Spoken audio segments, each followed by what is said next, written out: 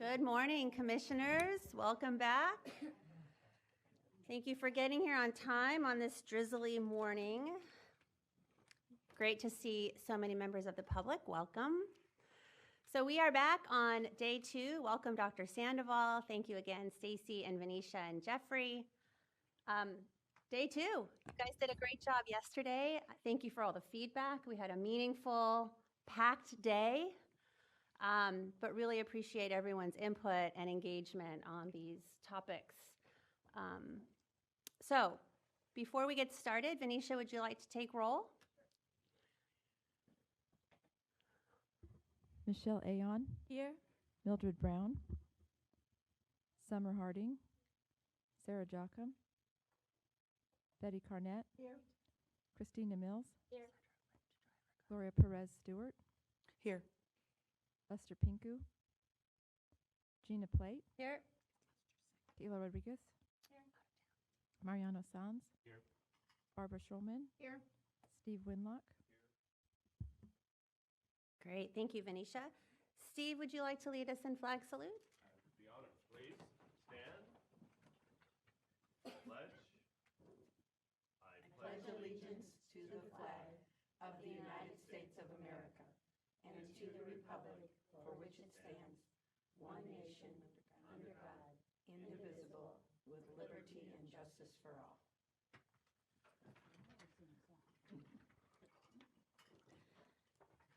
Great. Thank you, Stephen. Barbara, would you like to talk about the agenda and remind us about the norms for the commission? I would love to, but I have to have my point of personal privilege. My Cubbies won.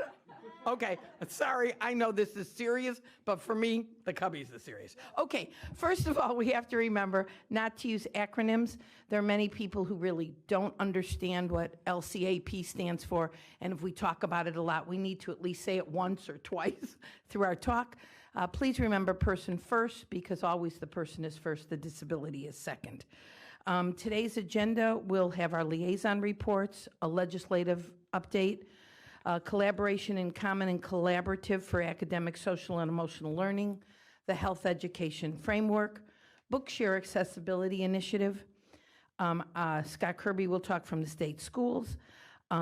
Kristen Wright, our wonderful director, will speak, and our family voice.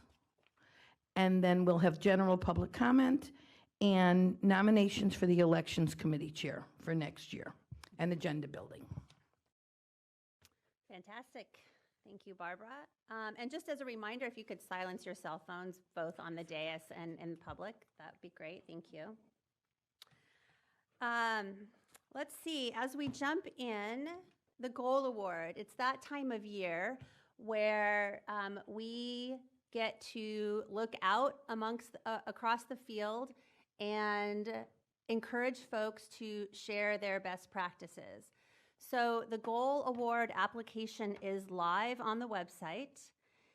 If you would be so kind as to share that link with your stakeholder groups, and as you know, it's such an incredible process to not just review and hear about all of the schools and what they're doing specific to students with disabilities, but to bring folks up to Sacramento and give them the opportunity to share their programs is really one of my favorite events of the year.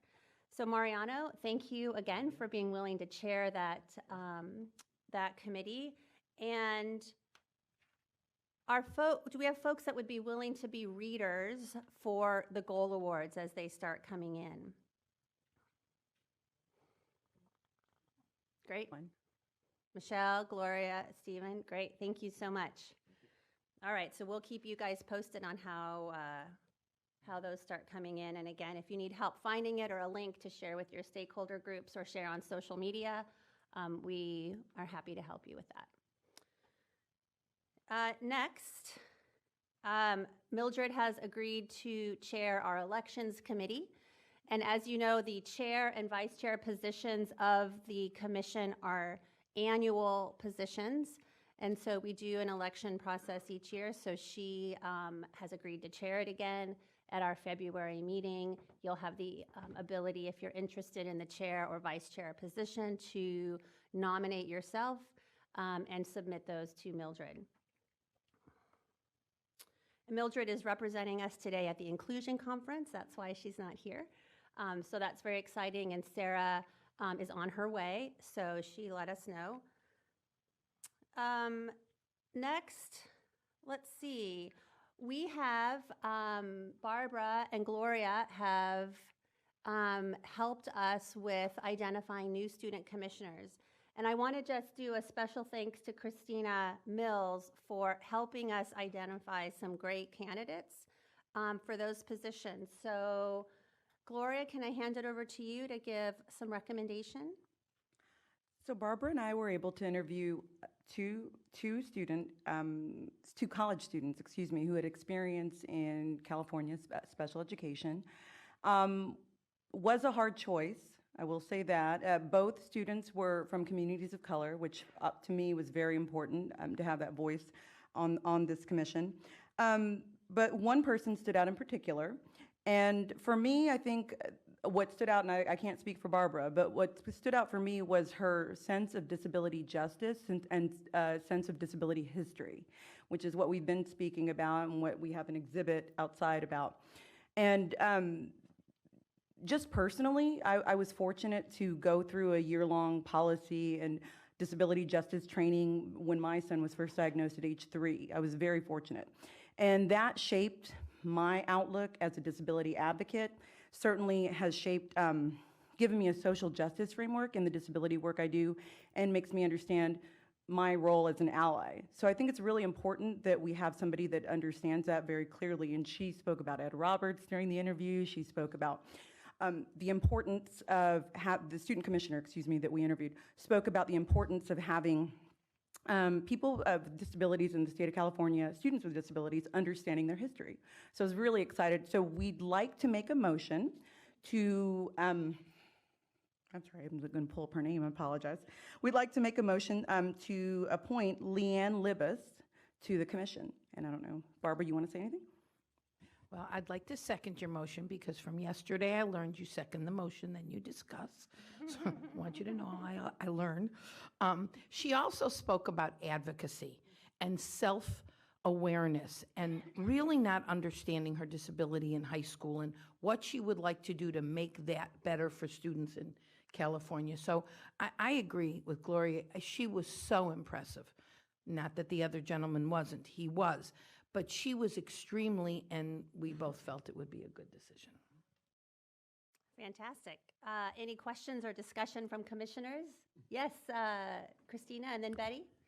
I just quickly want to add that Leanne is an outgoing YO volunteer, so she's been serving with us for almost 12 months, and she's also, keeping with the tradition of the commission, she's also a YLF alumni from 2 years ago, I believe. Well, we have two before, or why are we only having one now? Oh, that's a great question. So Jacob's position ends now. So we have two positions. So Leanne will start at the next meeting, and then we will have another commissioner. We'll open it up and have another commissioner start at the beginning of next year, which will allow us to have tiered. Well, thank you. Good. That was a recommendation of our committee. And aren't we looking for a K-12 student for that position as well? We're hopeful. So that is something to consider as well. So as we think about commissioners, student commissioners coming on, their experiences in either K-12 versus higher ed is an important consideration. And so Leanne is in Southern California and in college. Community college, and so given we have a number of K-12 policy issues coming forward, I know that we'll be sending out that flyer and encouraging folks to apply from K-12, also from higher ed. So, yeah, go ahead, Barbara. And tiering the students is a really good idea. When they both start at the same time, this way they like to help each other. And it's not us always saying, well, do this, and it works better, as you've known, you've been on a long time, to do it that way. And that doesn't mean we wouldn't consider this gentleman for the next time, but we wanted to tier it. Great, thank you, Barbara. Okay, Summer.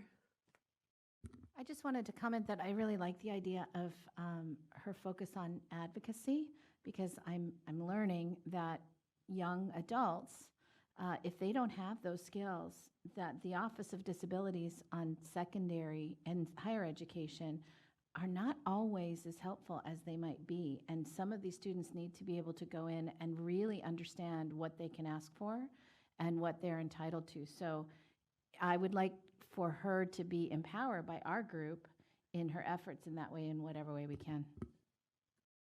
You know, thank you for bringing up that point. One of the presentations that I has really stuck with me was Hyla's presentation that she did, where she really talked about how she, her experiences in K-12, and then what advice she had for other kids, and definitely became, I think through this process also, contributed to her being a really confident advocate for herself. So that's a great point, and we can make sure that we have Leanne, if she accepts the position, spend time as a role model for other kids.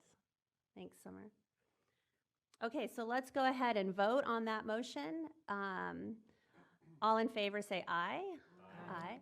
Any opposed? Any abstentions? Great, then we will work with Stacy to make an offer to Leanne to be our student commissioner, and she will ideally start next February. Great, all right, thanks everybody, that's exciting.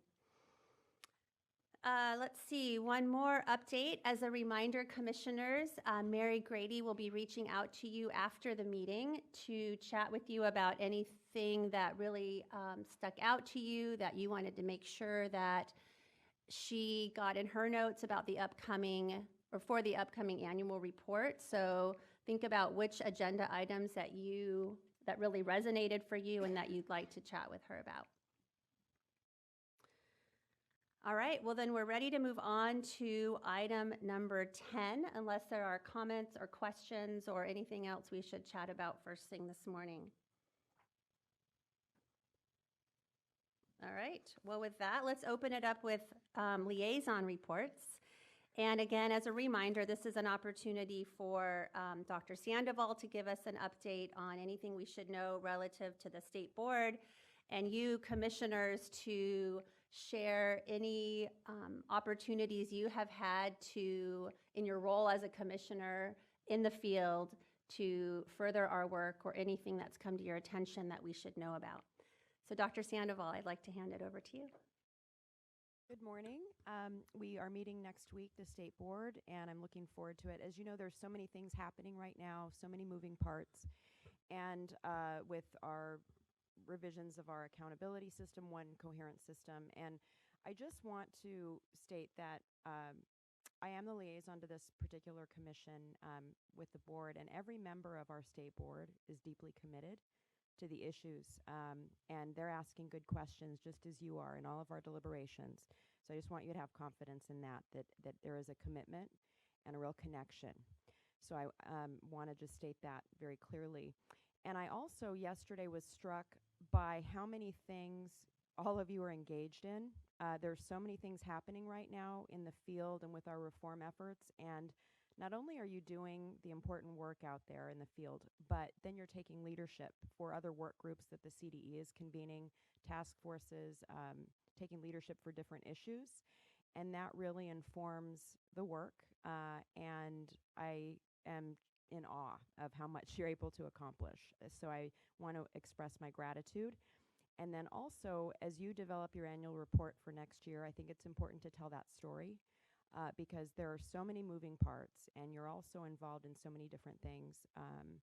I think it's important to make sure that that story is told. And I just love to see the connection that's happening at the different levels in all of this work. So thank you, and I look forward to a full day today again.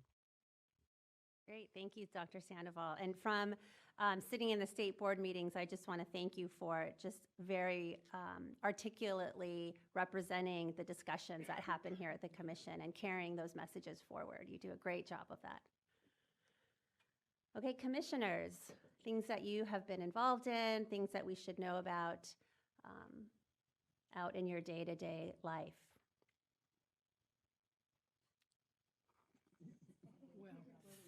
Yeah, where do we start?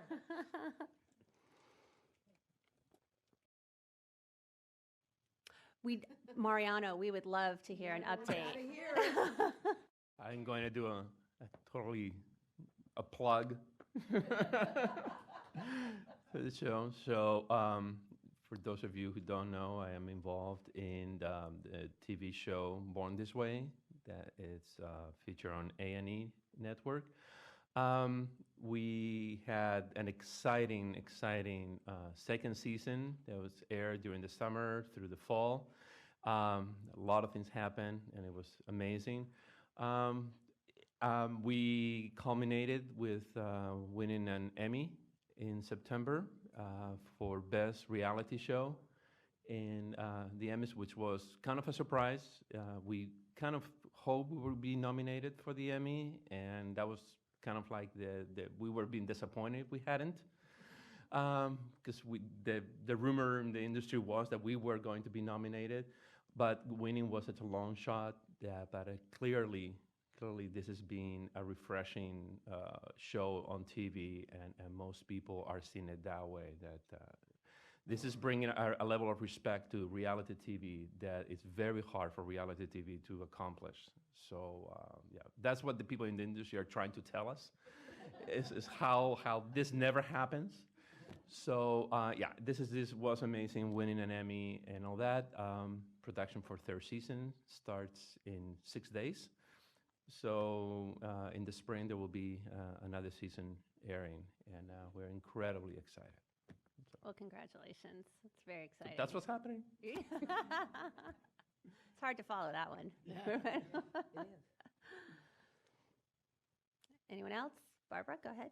Well, as you know, I sit on the Community of Practice for Special Secondary Transition, and a lot's going on in that right now.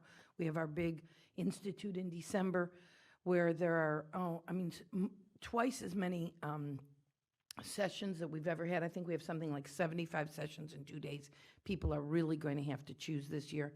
It's an incredible experience, and I'm glad that I can represent you. We also just sent out, I'm hoping all of you saw it, we sent out to all the school districts a Survey Monkey, asking questions about your transition, and we're getting responses back. And we are going to work on one of the nights, the leadership team, we are going to try and work on alternate diplomas, which we have spoken about up here. It's a very in-depth. There's a lot of things that could go wrong and a lot of things that can go right, and you have to really play this right. And so we're really working on it, and I will always bring information back to you because you guys gave me such good information last time to bring to our first meeting, but it would be a wonderful thing if we could do that in the state of California. We're looking at other states and what they do, and then trying to do what would be best for us. So I think that's all I've done. That's great. Thank you, Barbara. Thanks for that update. And we'd love on the February agenda to be able to hear in more detail about that work. Thank you for representing us. Christina? Okay, my voice.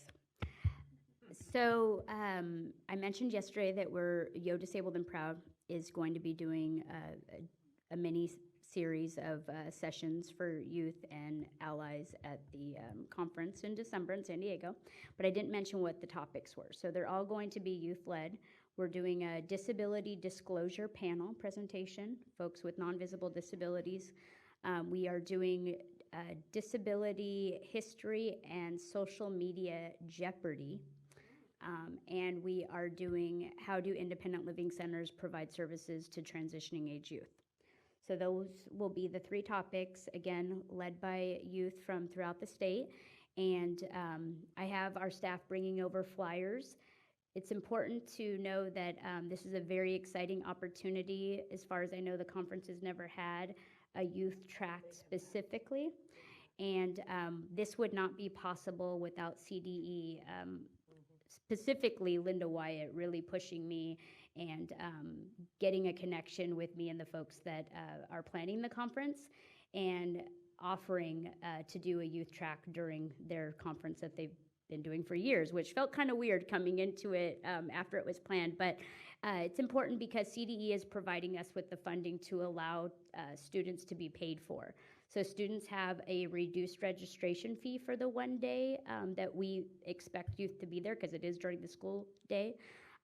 So we are providing students with the registration waiver scholarship of $150 and of course reasonable accommodations, whatever that may look like for them to participate, and in some cases scholarships for transportation. So if folks are coming from different parts of the state, we will have funding available for that. And aside from that, I'm also on my local PBIS committee, and I've made a 3-year commitment to do that. And I'm finding it very fascinating to learn how students with disabilities are represented or underrepresented in the PBIS structure and setup of the system. So I'm trying to make sure that students with disabilities are not forgotten and have a voice in that process, especially because we meet with other districts throughout the state when we are doing our trainings. And I realize I've not done a Youth Organizing Disabled and Proud presentation, so people probably don't know what the program as a whole is, and I should probably do that sometime soon. But I really appreciated Scott allowing me to come to the first day of school at School for the Blind. I learned so much, as I mentioned yesterday, and just being able to share with folks what the commission is doing in all my different activities across the state and the country. And it's been really helpful to be able to explain what the commission's priorities are to the other groups that I'm a part of. Thank you, Christina. Anyone else? Yes, Kayla. This is just a quick, just wanted to share. I'm sitting in the TAG, which is the LPAC Technical Assistant Guidance team, and we'll be having our first meeting November 7th after some of the writing has been happening already. We're getting ready to roll out the field testing next year. So this would be kind of like the first time I'm actually going to be looking at through the lens, as a commissioner and thinking about our special ed students. Right. So maybe I can, I know for sure I'm going to be bringing more information after November 7th. So maybe the February meeting we can have some, I don't know, have somebody, some representatives from the LPAC kind of share what it's going to look like, because they're going to start pretty soon. That's a great idea. Great. Thank you for sharing that. Anybody else? Okay. Thank you, commissioners. And again, as Dr. Sandoval said, I'm just so appreciative of what you all are involved in, and that you keep Barbara and I updated, and that you bring the various the bits of information that you get, and you also share your voice or lend your voice to those conversations so well. So thank you. All right, we're going to move on now to item number 11. This is our legislative update, and I'd like to welcome Deborah Brown, who is the Director of the Government Affairs Division here at CDE. Welcome, Deborah.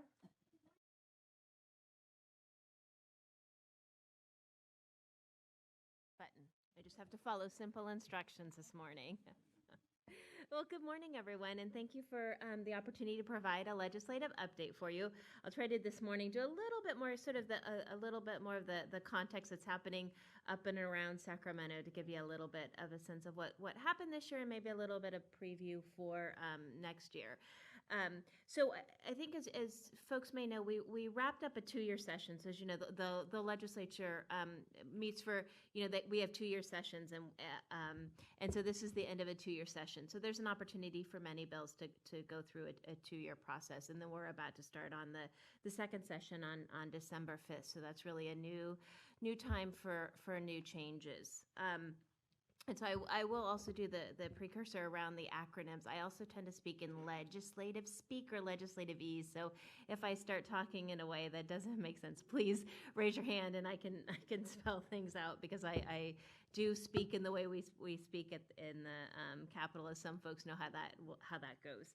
I also wanted to let you know that I also have with me Alejandra Espinoza, who is our legislative rep, who actually is the lead staff in the Government Affairs Division at the department, who oversees the bills related to special education. So if you have any questions, I may need to defer to him, because it's not my area of expertise. So just bear with me on that as well. So let me see. Okay, So as we look to just this past year, so 2016, I will say that overall it was probably not a significant year for special education related measures. So we didn't see sort of some more systemic changes. We saw some, well, important conversations though did occur this year, and we really saw, and maybe it's more of a slower shift, but I would say in legislation we saw increased focuses around mental health. So as there was an audit in 2015 around mental health services, and so that resulted in a couple of some legislation.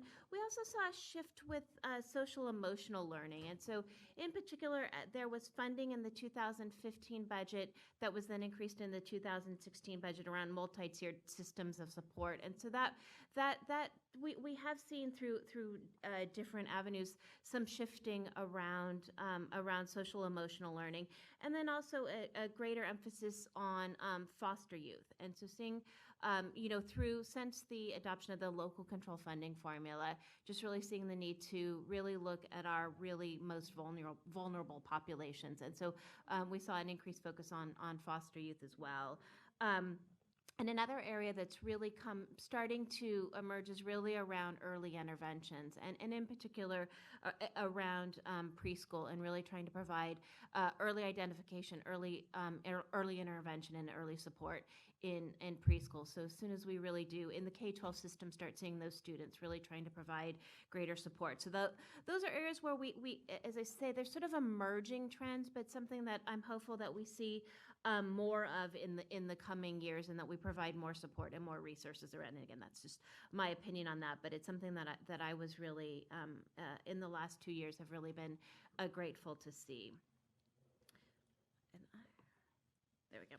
And so there were a handful of bills that were signed related to sort of that more broader area around that, not directly special education, but maybe more broader around mental health and support. So I've provided a couple for you. So the first one is really around something that I think was referenced a little earlier around special education and early learner and English learners. So English learners with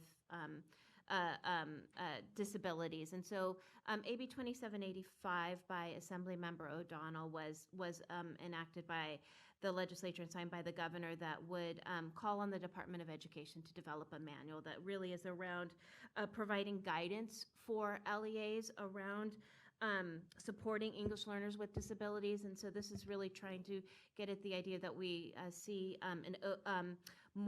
a greater identification of English learners in special education services, and really trying to provide support around making sure we're distinguishing between their language needs versus their need to address any disability. So I think as a department, we thought that was a good positive step, and we're supportive of that effort. So we'll begin working on the development of that manual. Another area is SB 844, which was, as I referenced a few minutes ago, there was a audit of mental health services. So this is something that Senator Bell from the Silicon Valley has really been a true champion on in the last several years, and certainly his term in office, around mental health services. And so there was an audit around mental health services provided by, and the state's role in those. And so what this bill does is this is really around making sure that the resources allocated for mental health are being used for those services. So it calls on for 16-17 for that to be an audit of that to be included in school districts' annual audit, so for that to be part of the audit guide, and then for future years for that to be considered as part of the audit guide, so that locals would be audited on the use of their mental health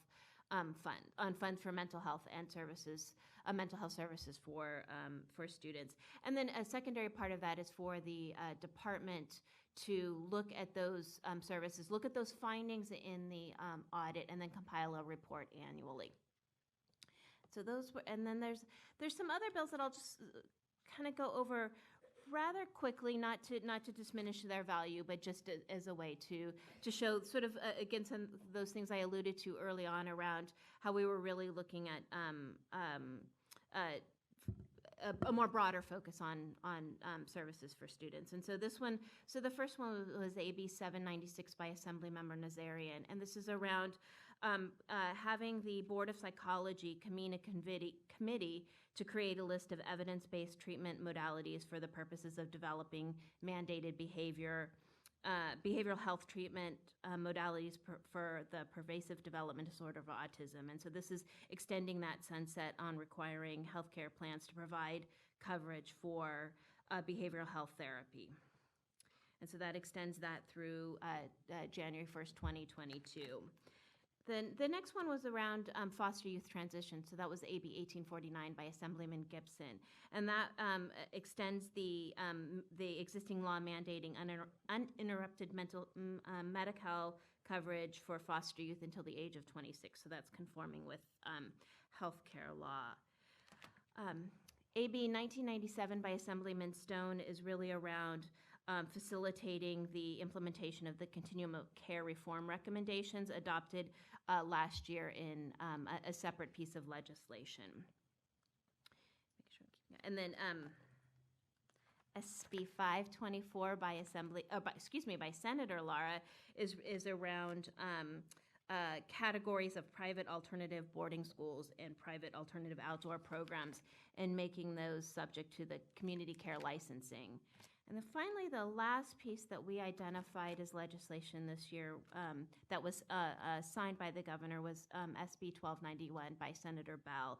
And this is around requiring mental health plan review to be conducted annually by an external review organization and to include some specific data around medical eligible minor and non-minor dependents on foster youth. So that was sort of a rundown of legislation that we saw related to special ed more broadly that was approved. There were some other related bills that weren't signed, so we just flagged those for you for some additional information. So SB 123 was by Senator Liu, and that was around Medi-Cal billing and the LEA billing option, and so that was trying to have revised procedures for claims. I think there's some challenges with the current system and how it works and some confusion, and so really trying to bring some sense to that. And one of the other aspects of it was a convening of a working group to provide recommendations and support, and so that would have been something that would have been convened by the Department of Healthcare Services and the Department of Education. The governor vetoed that bill basically because he said that it could already be done. And I will say on that this is something that the department, both the Department of Education and the Department of Healthcare Services has been increasingly aware of the challenges that LEAs face, and it's actually something that we have on our own started that conversation. So I think it's certainly for me, which I think most of you probably know, it's a very complex and very challenging, but I think it's a important conversation, and so I'm pleased as a department as two departments that we're working together to try to address that. So hopefully there's more to come on that in the future. The second bill that I also flagged was SB 1113 by Senator Bell. And again, this is a follow-up where he was really a follow-up to that mental health audit and looking at mental health services. And he did this bill where it was essentially have been a pilot program for counties and county mental health entities, and then also providers and school districts to try to partner together around the early and periodic screening, diagnosis, and treatment for mental health, and really trying to create that partnership. And since it was a pilot program, the governor did veto this because he felt that, and actually I shouldn't say just this one, he vetoed, there were a few other bills that he vetoed essentially as a package that really said this was creating a new program, and we hadn't fully implemented LCFF, so we shouldn't be creating new programs with the expectation that we would be funding those. And so he vetoed that. And there's a couple other bills that I didn't add to this that I probably should have, and those are around the Prop 47 implementation. And so those sort of go back to the issue of the multi-tiered system of support. And so Prop 47 was approved by the voters in 2014, and it was really around changing the prison population. And what it did is it provides state-level savings by reducing the the sentencing terms for certain offenders. And so it does provide some money for schools to implement really around safe neighborhoods. And so for this year, the proposition provided $9.9 million, and then the legislature added an additional $18 million. So that's $27 million that the state will be putting out to help support efforts around behavior, chronic absenteeism, those sorts of things that really are around keeping, I think, kids students in school. And so we're working through putting out those grants, convening a stakeholder group on that. And so the two bills that were related to that were SB 527 by Senator Liu and AB 1014 by Assemblyman Thurman. So I would just add those as ones that are also, again, related in the same vein around really trying to provide greater support for students. The other areas that we identified that might be worthy to note were really this greater conversation we had this year around teacher shortages, and particularly teacher shortages in the harder to staff areas. And so we saw those in things like math, science, and also special education. And so there were a handful of bills that sought to really try to address that. And it was done in a variety of ways. You know, there was a bill by Assemblyman Thurman around trying to provide housing support. So if one of the challenges, particularly in high-cost areas, is around teachers and other staff not being able to afford to live there. So really trying to provide support. That ultimately didn't go through, but those were the types of conversations that were going on, really trying to look more globally at how we get more teachers to not only enter the profession, but stay in the profession as well, and targeting those harder to staff areas. And while there was a significant bill package early on, there was importantly some funding that was provided in the budget. And so there was some $10 million for an integrated teacher prep program. So that's really around allowing teachers to get their credential in 4 years versus the additional 5th year for the credential. And so what that does is that provides funding for institutes of higher education to apply to receive grants to have a 4-year teacher prep program. There's also $20 million provided for the classified employees program. So we already have a lot of really dedicated and committed staff in our schools, and how can we support them to become credentialed teachers? So this is around giving some money to do that as well. And then another issue was really just around recruitment, making sure that we're reaching and providing information to people who might be interested in entering the profession. So $5 million for the California Center on Teaching Careers. So I think those were some really positive actions in the budget around teacher shortages. So then, not to be outdone by legislative changes, there's also initiatives. So I don't know if you all have looked through your ballot. I have to be honest, I have not. And when my kids see the commercials on TV, they're always asking me, how are we going to vote on these? So most of them I don't know yet, though I will soon enough. I'll have to know them. But there are 3 listed here, and then I'll add a 4th one that really directly impacts schools. So the first is a school bond. So we haven't had a bond in, now I forget how long, but it's been several years. And so this would provide, Prop 51 would provide $9 million for K-12 and community colleges for school facilities, so that the state has a commitment as well as the local match for school facilities. The second is Prop 55, which is the tax extension. And so that is extending the upper income tax beyond 2018, which is the current expiration for our highest income earners. So, and that's really around Proposition 30 that we passed in 2012, which which increases sales tax by 0.25% and then increased proportionally in the upper incomes. And so the sales tax, that 0.25% sales tax, does go out at the end of this year, and the upper income one is scheduled to go out unless Prop 55 passes at the end of 2018. So this would extend that to 2030. So it gives us more time on that. And so that's obviously significant for schools because while the economy has been approving, it really is important for schools to keep those incomes coming. And then the third one that I have noted is Proposition 58. And so this is really undoing Proposition 227 and the prohibitions around bilingual education. And the fourth one that I would add on this one that I didn't is Proposition 56. And so that is the one that is the tobacco tax. And so that increases the tobacco tax by $2 a pack of cigarettes and then proportionally for other tobacco products. And there's a provision in there that sets aside some money for schools, and I think the current estimates are it could be around $20 million for tobacco prevention. So it would expand our existing money that we have for Proposition 10 for tobacco use prevention. So that one is also on the ballot. I think with that wraps up my update. Well, Deborah, thank you for that incredibly thorough update. We really appreciate that. And also thank you for the reminder to everyone to get out and vote. The countdown is on. Yes, and you've got a lot to read. Yes, exactly. I know at our house we have the pile of all the mailers so that we can be well informed. So commissioners, questions for Deborah about any of the bills that she's commented on or other related questions? Stephen? Just clarification on the school bond 51. Was it 9 million you said? Yes. Yes.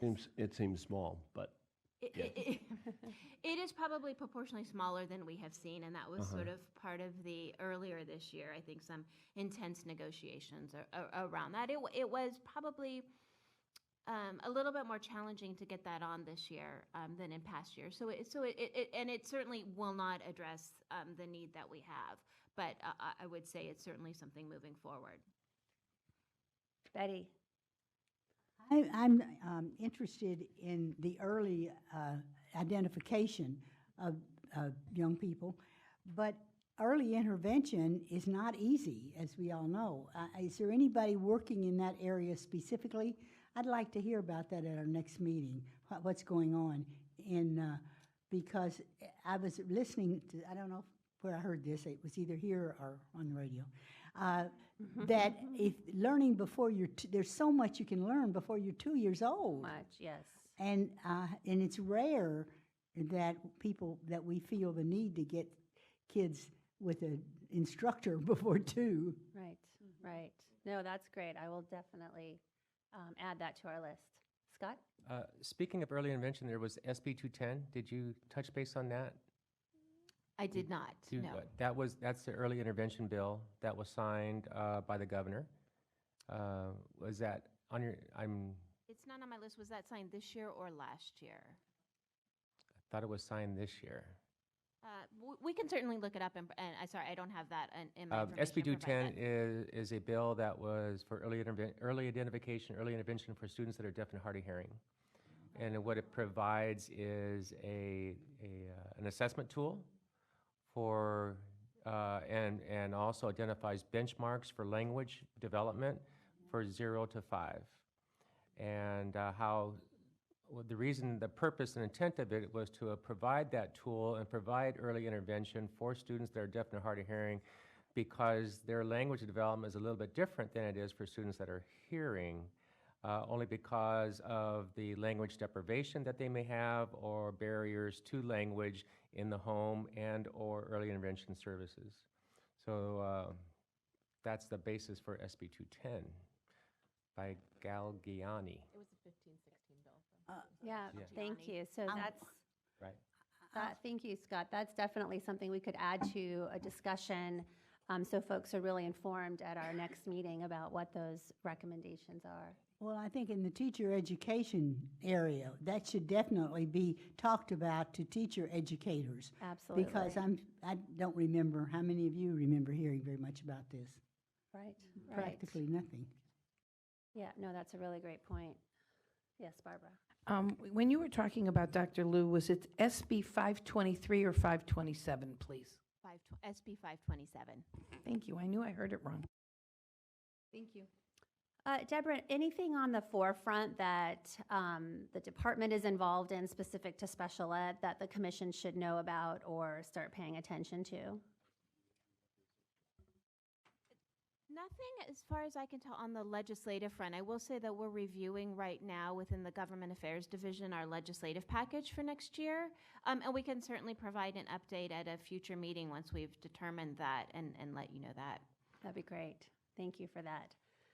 Commissioners, any last questions for Deborah? Well, thank you for coming down. It's great to meet you in person. And thanks for the very thorough update.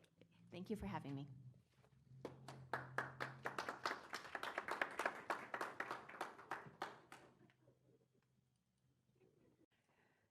Okay, commissioners, we are moving on to item number 12, collaboration in common and the Collaborative for Academic, Social, and Emotional Learning by Brent Mallicott. And Brent is the Director of Professional Learning Support of the Professional Learning Support Division at CDE. Sorry about that, Brent.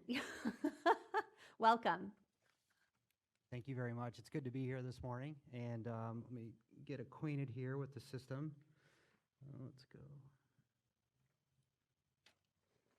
And Brent, as you're setting up, I noticed that you came down early to be a part of the meeting, and I appreciate that. I know we're ahead on our agenda, which is so rare, right? A lot of came down early.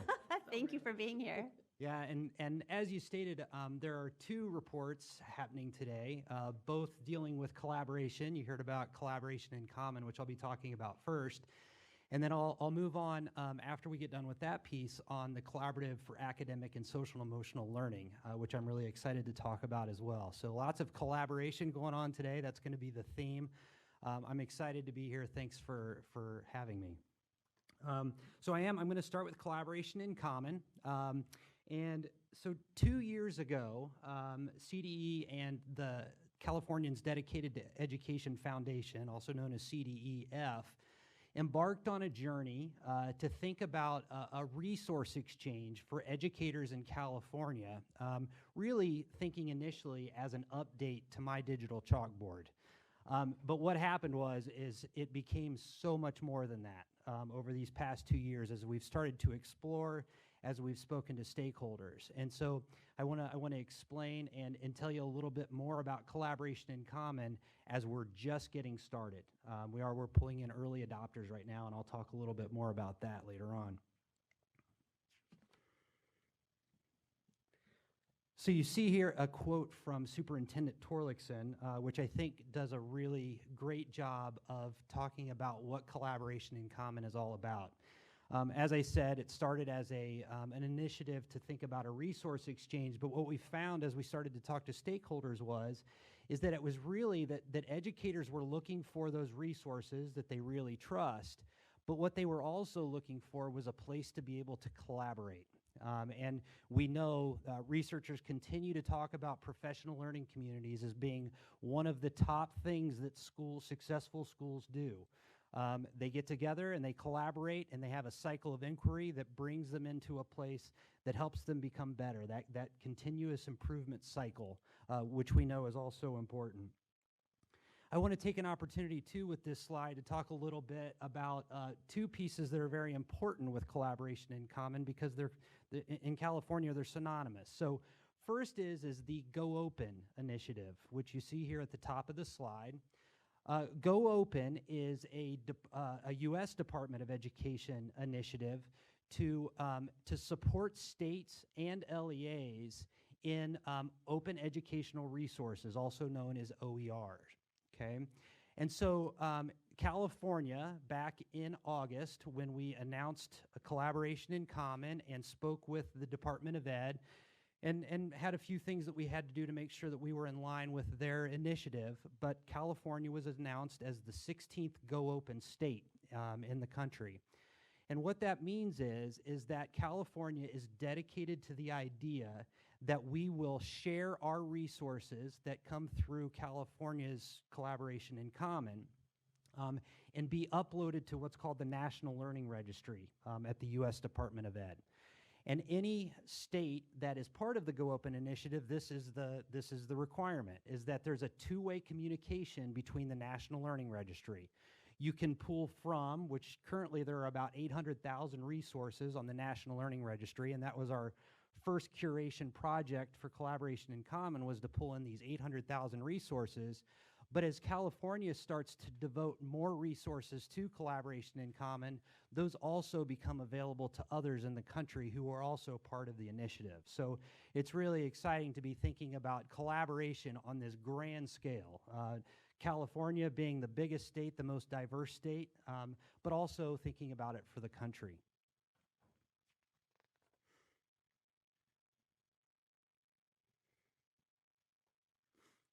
So I've got, there are some bullets here from a blueprint for Great Schools 2.0, and they're the drivers for a blueprint for Great Schools 2.0. And one thing that I want to make very clear here is that as we talk about collaboration in common, we know that technology is not the driver, right? Technology is helpful. It helps us work more efficiently, more effectively, but it is not the driver. It is not what makes great schools. It is not what makes great teachers. And so we know that because it's not enough to deliver a great platform, that it's about the people, we started paying very close attention to creating an ecosystem that is going to help with teachers not only gaining access to the resources that they trust most, that are most important to them, but also the opportunity to collaborate around those resources. Which we know is very, very important. We've looked at some of the research out there. WestEd did a survey to in partnership with the State Board of Education. That was you can look back at I think it was the March State Board meeting, and you can take a look at that that research study. But what WestEd found is that teachers and educators across the state are really looking for two things. They're looking for time to collaborate, and they're also looking for additional resources that will help them be better in their classrooms. And those are two things that are really a big focus for Collaboration in Common. I want to read a quote here from Michael Follin that I think is really pertinent to the work that's going on. He says, "Without attention to the larger system, professional learning communities will always be in the minority, never rising above 20% in popularity in the nation, and will not last beyond the tenure of those fortunate enough to have established temporary collaborative cultures." And when he says without attention to the larger system, that's what we're talking about here. California being the biggest state, and then we're talking about working with the U.S. Department of Ed. It doesn't get much bigger than that, and we're trying to pay attention to that larger system.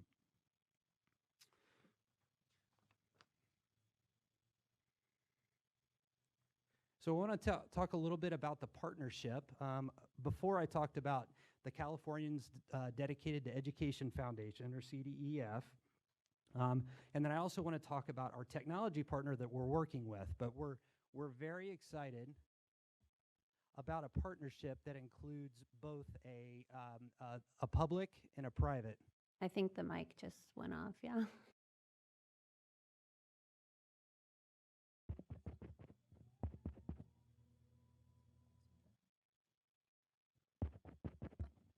Check, check.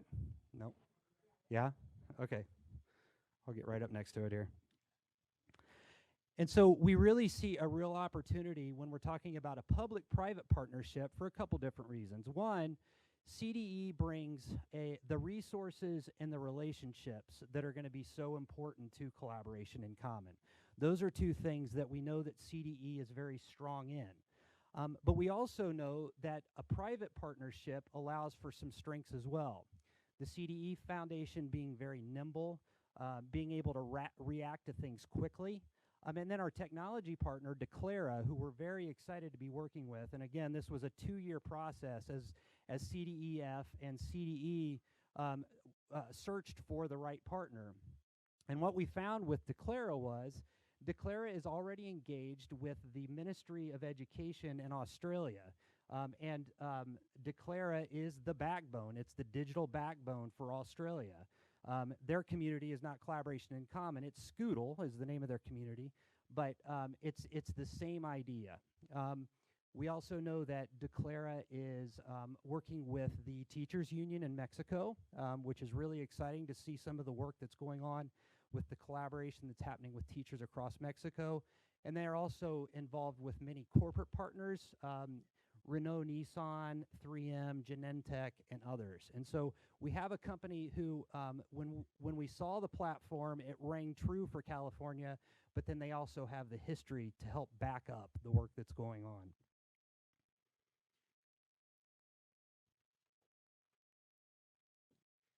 And so I'm going to talk a little bit about Collaboration in Common as a platform. What can you do on Collaboration in Common? And in the future, I'd love to come back and we could even do a demo or have a school that is working on collaboration come in and talk about the work that's going on. But today I'm going to kind of take that 30,000-foot view. So what can you do? You can create or join collaborative teams. I often, when I'm talking about this, I refer to, before coming to CDE back in January, I was a principal in an elementary school. And what I always found is that our teachers, we would have these really great professional learning community meetings about once a week.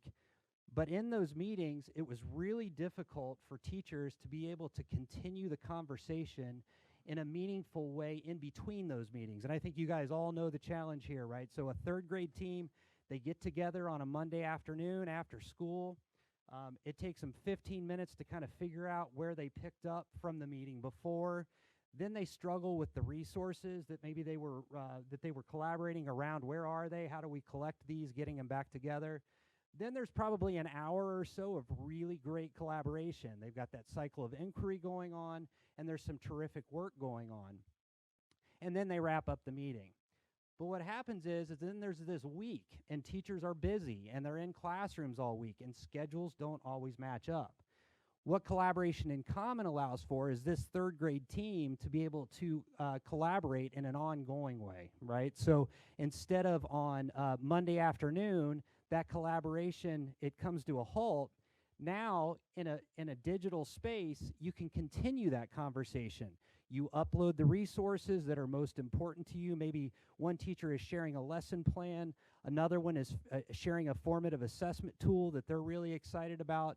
And that remains in their team space, right? And they can continue to collaborate around that.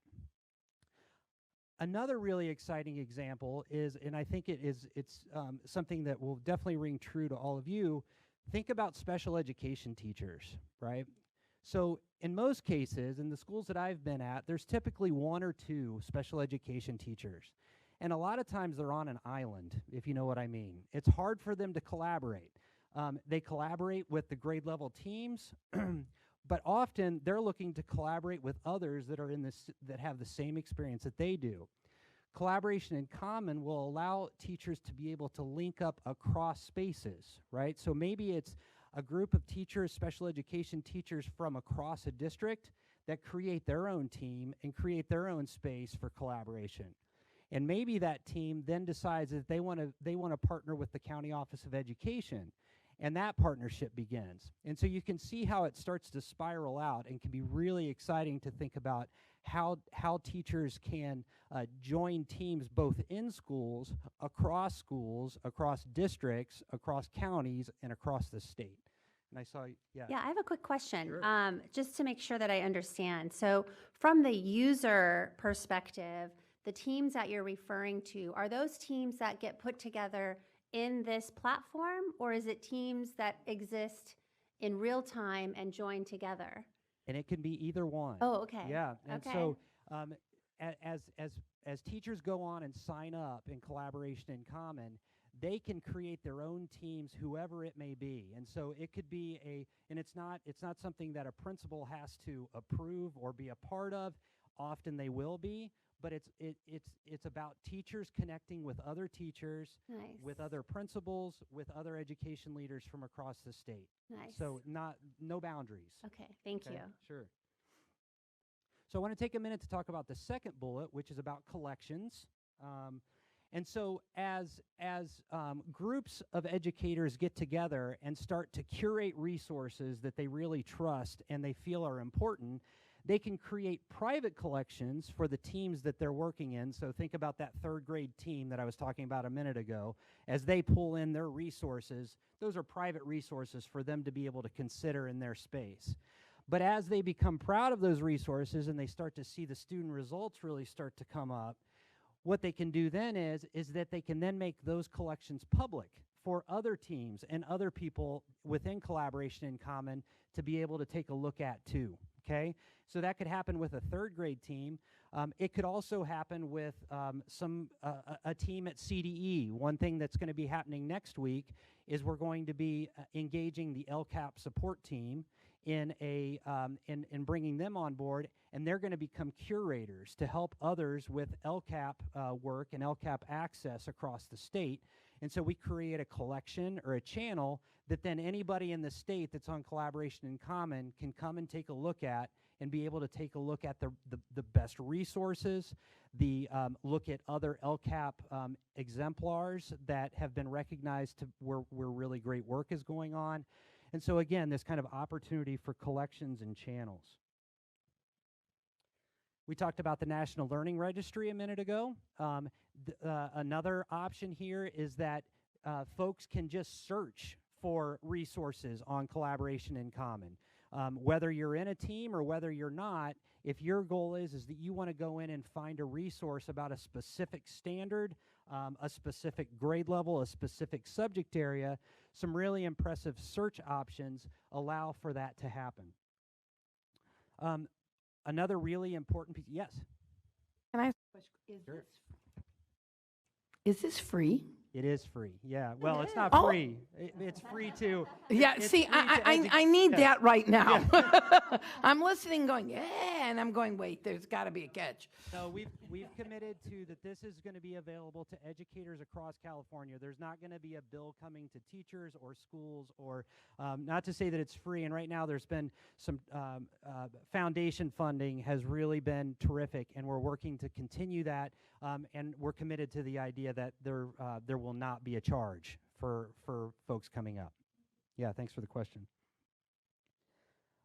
There's also an artificial intelligence component to Collaboration in Common, and you can kind of think of this as having your own virtual personal assistant. So as you spend time on Collaboration in Common and start to do research, what happens is the platform starts to recognize your patterns and starts to recommend other resources, other research pieces that might be interesting to you, and helps to populate those in your own space. So that artificial intelligence, being able to learn from the work that you're doing and the interests you have, and the more that you interact with Collaboration in Common, the more detailed this becomes.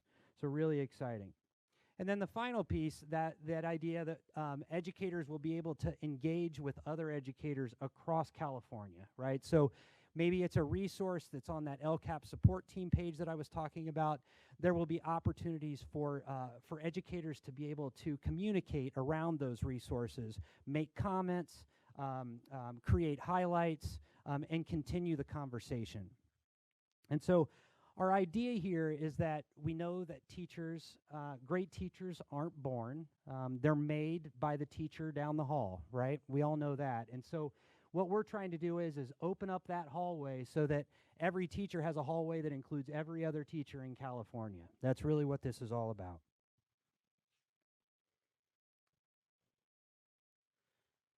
And so where are we now?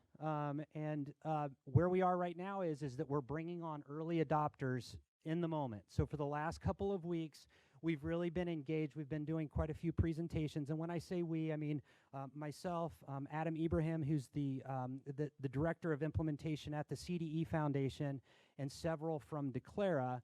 We were down at Vista, down at the Go Open initiative, where people from across the country were there talking about Go Open. And we have a long list that's being created of people that are interested in getting in on this ground floor. And I think it's, these early adopters, they're going to be very, very important. They're going to be our teacher champions down the road. These are going to be the people that are going to help us with the communication, to help us potentially with the training, and other aspects that teacher champions might be involved in. We're also looking for curators. We know that the National Learning Registry has an impressive number, but the quality is not always there. And we want to make sure that Collaboration in Common stays up to date with really well-vetted, curated, and trusted resources. And so we're working with county offices. In some cases, I don't want to put anybody out there, but some natural history museums, different things like that across California that are going to help us with that ongoing curation to make sure that the best resources are available to our teachers. And then we also are going to be working with individual teachers to really test that search component. And again, it's going to be about creating those teacher champions, but also giving us critical feedback to make sure that we're making the platform be as good as it can be.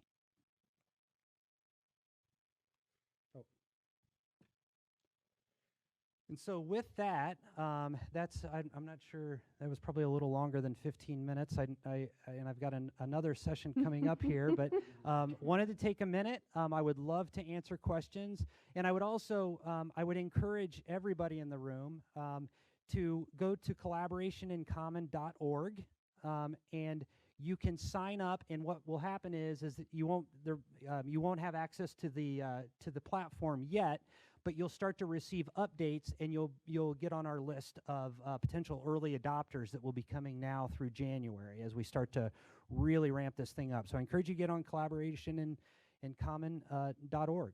Nice. Great. Yes, Kristen and then Summer, Barbara. I just wanted to say that that Brent has just recently taken this role as the head of professional learning, and many of you remember Carrie Roberts, who was his predecessor. And we've had a great working relationship over time with professional learning, and I'm really excited to have Brent coming on. And he won't tell you this, but last year he was Principal of the Year in California, and he... Not California, El Dorado County. El Dorado County, sorry. To me, you are the Principal of the Year of the world, Brent. But I say that because he has direct practitioner experience and knowledge. So this work that he's doing now is so directly connected to the field. And so we're so privileged to have him here. And he's a great collaborator within the building and will be a great partner for us as we try to ensure accessibility and professional learning for all of our teachers related to students with disabilities. So welcome to him, and we're excited to have you here. Thank you. And it's interesting, too, because Kristen and I, we collaborated on Collaboration in Common when we first discovered Declara, and we sat down and we had this 2-hour brainstorm session, which was really great. I've still got that poster up on my wall, by the way. Nice, nice. All right, questions, commissioners. Summer? Well, I was going to give you a shout out, one elementary principal to another. I love having you here. I'm curious about how this links in with social media, because so many teacher leaders that I know and administrators are using Twitter now to build those PLCs. So can you explain a little bit about how they can be, we can take those groups that are already forming in that space and move them this direction? Yeah, and they can be directly linked. So a Twitter link can be a Collaboration in Common link, and vice versa. They can be interchangeable in that way, and same thing with with other social media platforms as well. So yeah, really very exciting to be thinking about what's already there, and because we know that teachers are on Pinterest, we know that teachers are on all kinds of different websites looking for the resources. This becomes a space for teachers professionally, right? To be able to think about their work in a professional space that it just feels important. Yep. Thanks, Stephen. I'm still at the forming, the teams getting involved in this. If I were a teacher that didn't have collaboration going on at my school site, but I want to be involved in collaboration, how do I join a team? Do I solicit who I am? Do I find out, are there teams that are out there that could be, if I was a third grade teacher that was interested in third grade other teachers? Help me understand that a little bit, because I'm still back at the forming of the team Sure. piece. How do I get involved? So I think probably most teams are going to form because of personal relationships, right? It might be at a school, but like you said, that's not always going on. It could be, I was down at the STEM Symposium a couple weeks, and there was all this great collaboration that was going on among all these STEM teachers across California. And I was probably involved in 15 or 20 conversations that I would have liked to have continued, right? So when you're at that conference, everybody that's on Collaboration in Common, let's make a team together and let's continue this conversation in a way that might not be, we might not be able to do otherwise. It could also happen virtually. So as I was talking about before, if you're looking at a resource and you see that it's very popular and people are commenting on it, they have great things to say about it, those people that are commenting about that resource, you could reach out to them and say, hey, I'm really interested in this too. Would you be interested in an ongoing conversation around this resource? And maybe we continue it in a different way. And so those are 3 examples, but I don't think, it wouldn't be limited, we wouldn't stop at those 3 examples, but those are the ones that are coming to mind right now. The teacher, like for instance, our intern teachers, are they allowed to be a part of this? Could they join? I mean, the support to them in their first beginning couple of years. Absolutely. This is a white label space that is available really to anyone in California. We're saying that it's for educators, but what we don't want to do is create barriers for folks that you have to have like a K-12 in your email signature to be able to sign up.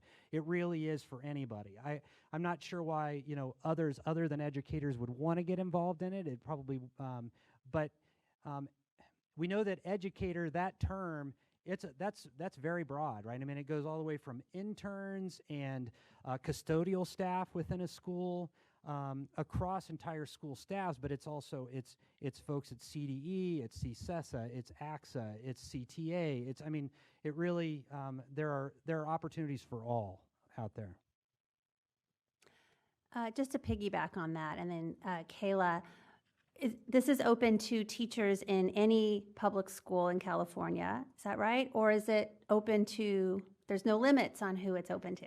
Any educator in California. Any educator? Mm-hmm. Yep. Okay. And is there a definition of educator? Yeah, what's the difference?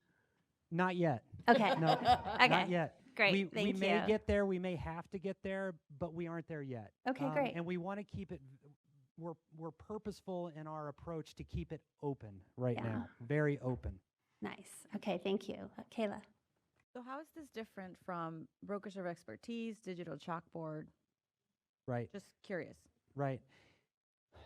There are some limitations with my digital chalkboard and brokers of expertise just based on the technology. Part of it is that the collaboration space, there are opportunities to be able to collaborate in my digital chalkboard or brokers of expertise, but it's not nearly as seamless, and it doesn't provide that same experience that Collaboration in Common will. The artificial intelligence piece of the platform is also very different in that as you are engaging in the work, whatever work that you're doing on Collaboration in Common, it starts to learn your patterns, it starts to learn your interests, and starts to make recommendations based on the work that you've done in the platform. That's just not something that's available on my digital chalkboard. The resources that are on my digital chalkboard are either already in or will be part of Collaboration in Common. They're all being ingested. Many of those are already in the National Learning Registry, but not all. And so that work is happening right now. Our first curation project was the National Learning Registry. Part 2 is my digital chalkboard, and then we're looking at some other very highly curated, vetted resources through other groups across the country. So all the PD and the resources that you're saying they're going to be part of CIP? Absolutely, and we're not going to be pushing anybody out of my digital chalkboard. That's going to live for as long as people need it, right? Because what we do appreciate is that there are people that are using it. It's not a huge percentage of educators in California, but the folks that are using it, we want to make sure that we're honoring that they've taken the time to be a part of that community, and that will remain for as long as we need to. Okay. Great, thank you. Christina? Hi, Brent. As a nonprofit professional, this is all very new and exciting to me to even hear about the other things that are already happening.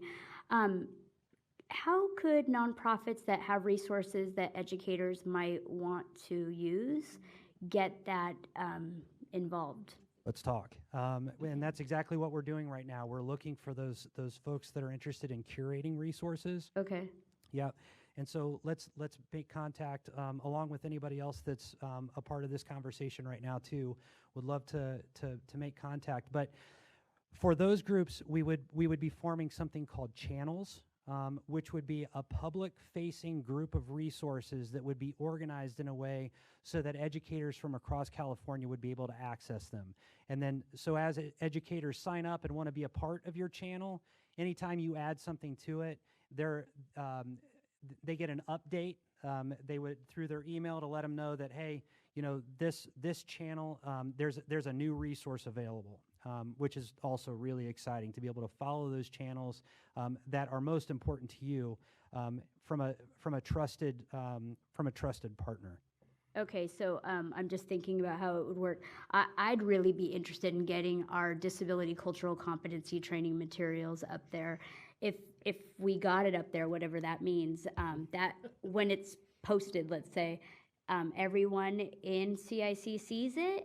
That's and right. okay, Has access to it. That's right. So as they start to do searches within CIC, those resources are going to start to rise to the top as people start to access them. And then as they recognize that your organization is really providing something, they're going to want to follow that channel.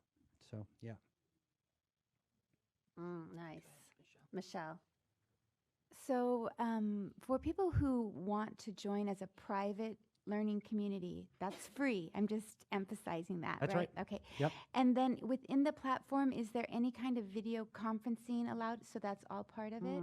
Yeah, so I could get into some of these details too. It's really fun. So as a team, you could pull in a Google Doc that is live and working, and within your team space, anybody that's working on that Google Doc, it's making changes. So you're not going in and out for, to be able to have kind of one of these crowdsourced kind of documents going on.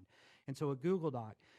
Virtual conferencing is also available on Collaboration in Common. So if you have going back to that third grade team example, if not everybody's in the room, but you want to have you want to pull the PLC together for whatever reason, you can have whatever resource you're talking about can be in one screen, and then everybody else is in a different screen, and it's all sitting right there in Collaboration in Common. Okay, and is there any way you could bring like a demonstration of what this looks like with real teachers using it? I think You it bet. would help us to conceptualize it a little You bit bet. better. It's super cool. Yeah. Thanks. And we've done, that's part of what we're doing right now is demos, but the demo it's a little bit more than what we had time for today, and I think we're already going over, so I apologize for that. You're doing great. Go ahead, Barbara. And I just want to make sure that if I'm looking for this, I'm typing out the whole word collaboration in common, not .org. CIC. That's right. Yeah. Yep. I just wanted to double check that. Collaborationincommon.org. Yep. Thank you. Yeah, it's an acronym. Great. Okay. Other questions on Collaboration in Common before Brent moves on to the next portion? Yeah. Great. Thanks, Brent. So it's this right here, page 4. Uh-oh. So this next section, we're going to be talking about social and emotional learning, and I'm going to back up a little bit on this one to provide a little context, a little history. Back in the spring, I was made aware of a grant opportunity. An RFP was put out through a group called the Collaborative for Academic and Social and Emotional Learning, also known as CASEL, which you'll see their logo kind of right next to the CDE logo here. And they put out a call to state departments of education to be a part of something called the Collaborating States Initiative. And their vision for this is that if state departments of education are working together on social and emotional learning, that there's a real opportunity to move the needle in this area. CASEL has been doing the research. They're a real leader in the country on social and emotional learning. And so when this opportunity came up, we had some conference calls. We got together in California and decided that we needed to throw our hat in the ring for this one. We were part of a call that was really about informing states that were interested in this, and I think it kind of blew CASEL away that 27 states were on the information call. And so we know that states are really interested in social and emotional learning, and for all the right reasons.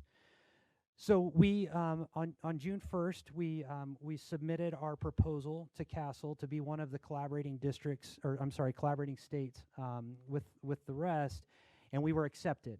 7 states in total are part of the Collaborating States Initiative, this first phase, and you can see their logos here.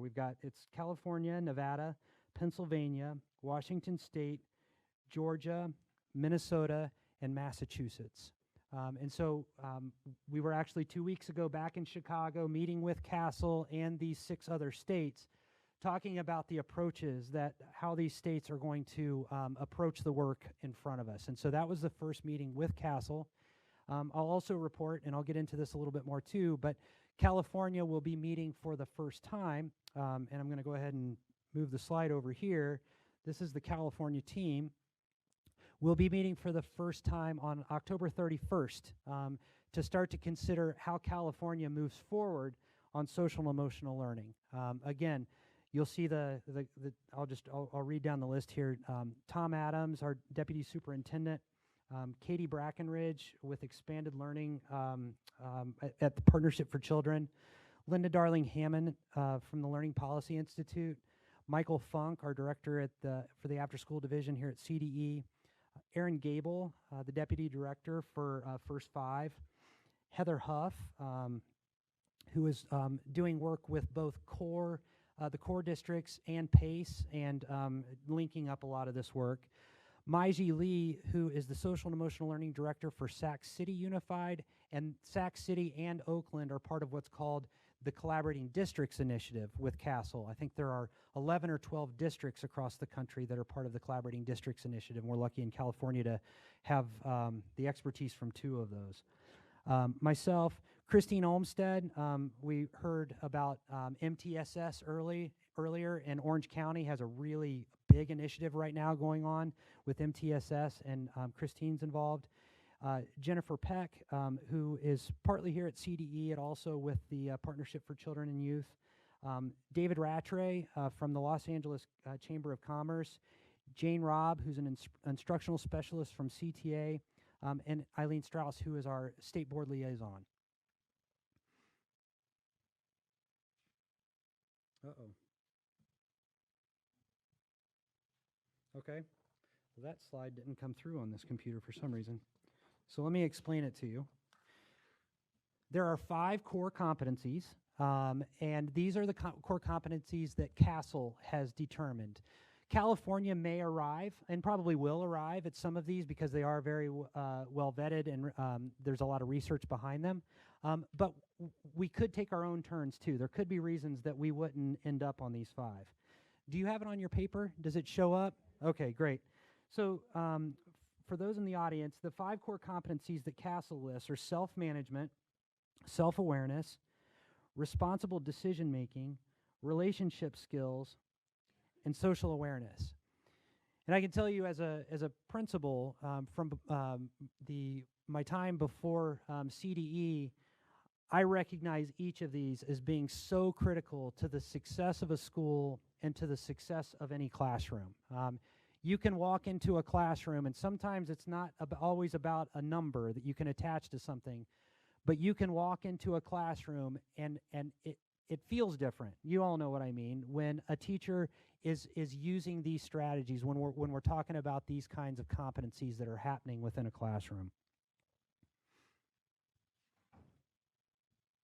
Oh, wait a minute.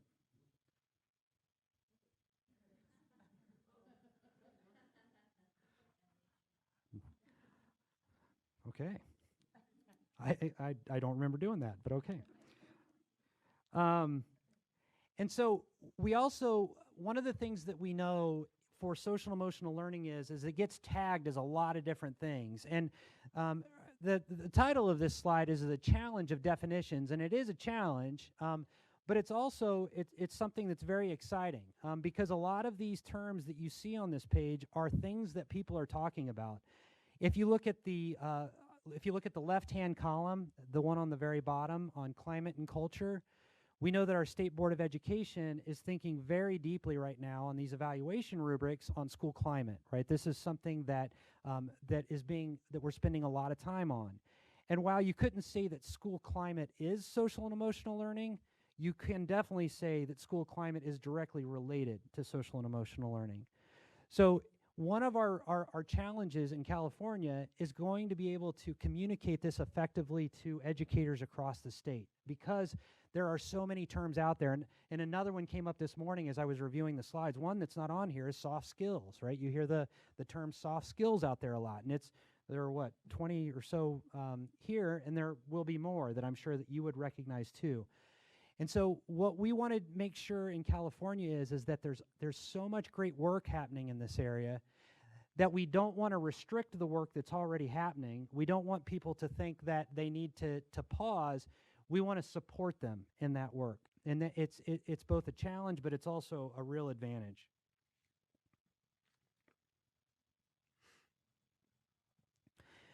This slide goes into a little bit more detail on how SEL, how it might be approached. So if you look at the blue box on the left, here are 4 different ways that, that teachers, schools, districts might approach SEL. There could be explicit SEL instruction, right, where we are really, a teacher is sitting down with their kids and they're going through SEL curriculum, right?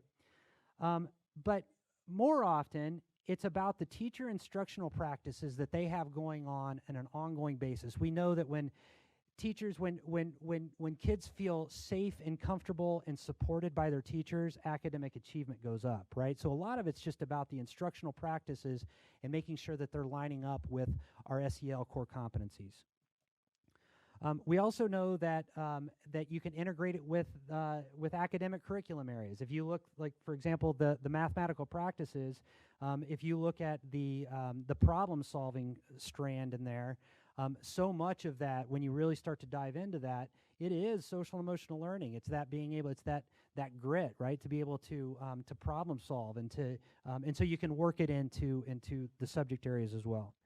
And then we also know that at a school level and classroom level, that there are needs for organizational, culture, and climate strategies going on across a school. So systems within a school that help lever this.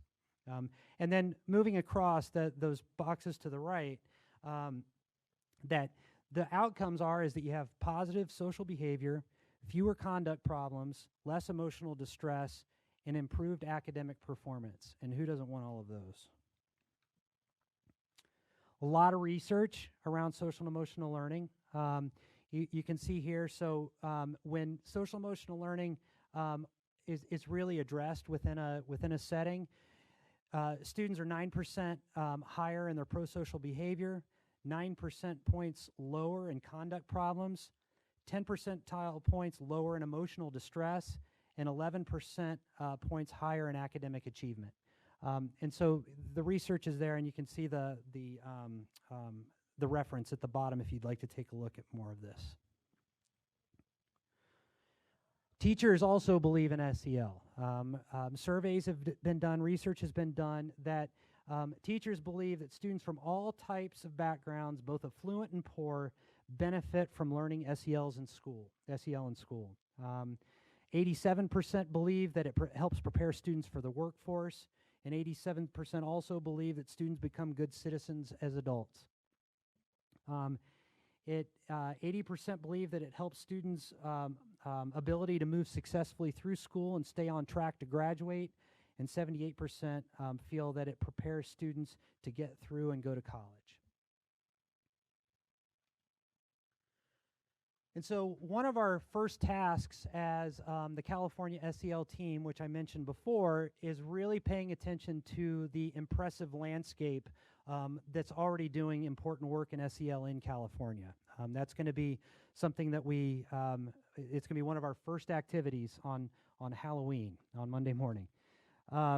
And you can see some of them here, right? So the California, our preschool programs, this is where social emotional learning standards already live, right? We need to learn from that. They've been doing this for a long time, and there's a lot of lessons learned. To the right of that, like I mentioned, the state board talking about school climate, expanding student success. We've got this really great work happening in early learning, but our after-school division and their partnerships across the state there's a lot of heavy lifting, a lot of great work happening in social emotional learning in our after-school programs as well. The core districts are doing a lot with the implementation of SEL, and they're also working on evaluating how SEL is working in schools. So there's going to be a lot to learn there. As I mentioned before, Sacramento City Unified School District, Oakland School District, along with many, many others who might not be a part of an official, collaborative of some kind, are doing terrific work in SEL. I received an email last week from a principal in a district who is they're really starting to get into the heavy lifting of SEL for their district, and he's been reading about the work that's getting ready to come up with the Collaborating States Initiative in California. And he was really curious. He said, so how, is this going to, basically what he was saying is, don't mess this up for us, right? We've got some great work going on here, and we don't want to have to reverse all of it because somebody at the state says that we need to do it differently, and we need to honor that. We need to make sure that we're honoring the great work that's going on in local schools, in local districts, and providing support to them. That's what this is all about.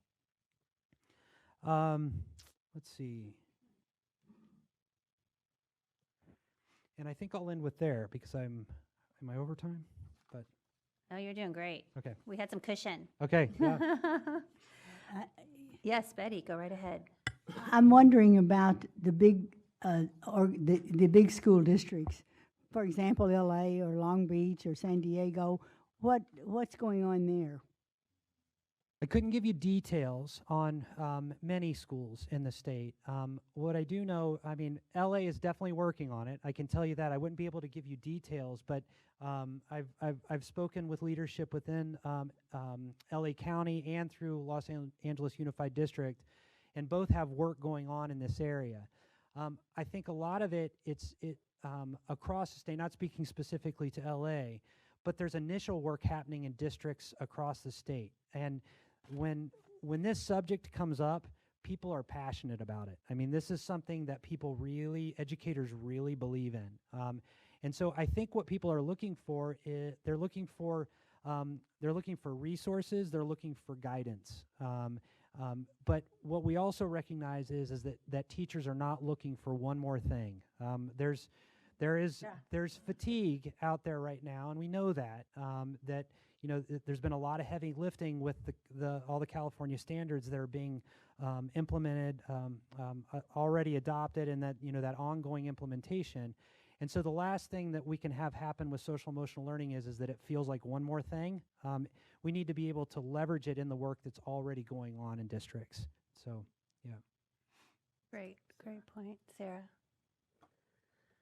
Well, when you were talking about leveraging it into work that's already being done, I'm wondering if we're looking into the future in terms of building social emotional into the LCAP, since that's kind of what, we had kind of presentations yesterday, and that's what's kind of driving some of this. And since research has shown that that social emotional learning benefits all students, including students who are poor or, fit into all of those LCFF categories, is one of the goals to maybe build this into that structure so that it's seen as a part of this versus another add-on.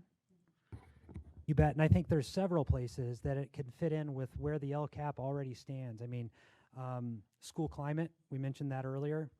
So many opportunities for a district to be able to think about how social and emotional learning can positively impact what's going on as part of school climate. Standards implementation, right? It could very easily fit in there if a set of guidelines or practices were adopted by a school. or by a, I should say by a district, then there would be an opportunity there. There's also, I think, opportunities in areas like student engagement, as we start to talk about chronic absenteeism and other things like that. We know from the research that when students are socially and emotionally healthy, they're more likely to come to school, right? And so it links in with so many things, and that's what we have to do as a state team, is start to figure out what that landscape is and how it all fits in without making it be one more thing. Yeah, that was a great question, Sarah. Just that alignment between these different initiatives is imperative. And we're also, as the Every Student Succeeds Act is our state plan is being put together, we're also we're trying to make sure that social and emotional learning has a place in there, that so that as work comes up, as it needs to happen, there is a way for that to happen through the state plan as well. Great, thank you. Stephen? I noticed that on your the school districts that are involved, we have one right here, Sac City Unified School District. I think it would be great for them to come and we could spotlight them to kind of have an understanding of what it is that the district is doing in the sense of the introduction of social emotional learning, as far as from the top down, the kinds of things that they're doing within their curriculum to look at it. I just would like to get a better handle when you talk about social emotional learning, in the sense about what does it mean within the school? What does it look like? What are we talking about? So I would just like to make a suggestion that we spotlight one of our school districts that are right here to present and give us an understanding about what's happening for social emotional learning in their district, how they're, what kinds of things are they focused on. That's a great suggestion. Thank you, Stephen. And I don't want to speak for Maiji Lee, but she would be a terrific person to come and talk about this from Sac City. She's their social emotional learning director. And they've boiled it down to, they've got this really great poster that can be in a classroom that teachers can constantly and kids can constantly look to kind of help remind. It's not the full curriculum, but it's really kind of an impressive visual to help keep folks on track, both adults and kids. Just that one example kind of shows their structure. They have a director of social emotional learning happening within their school district. Right. I think it would be important for us to kind of have some understanding. But absolutely. Thank you, Stephen. Brent, as I look back at the slide of the California team, I have an incredible amount of respect for everyone on this list, and wondered, in addition to these folks, did you consider a student with disabilities? And so, great question. This is, we might think of this team as a steering committee. And there are going to be, and I didn't get into this, and a lot of that is because this is going to be partly decided at our meeting on Monday. But there will be additional tiers of work teams that will be coming from this team.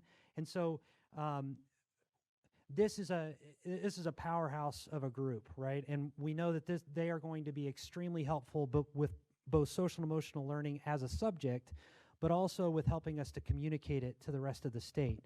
What we also realize is that there are many other experts out there, and there will be other work groups, committees that will be put together that will help inform the work moving forward. Great question. I should have mentioned that earlier. No, that's great. I appreciate that. And I'm sorry, my mic went off. So just to clarify, yes, having a student involved, or having in this team somebody that represents students with disabilities. Is my mic on now? Okay, thanks. Okay. Or Barbara's. Got it. Thank you.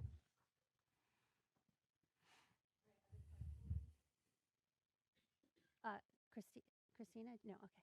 Other questions? All right. Brent, thank you very much. Thank you very much for coming down. Appreciate the opportunity.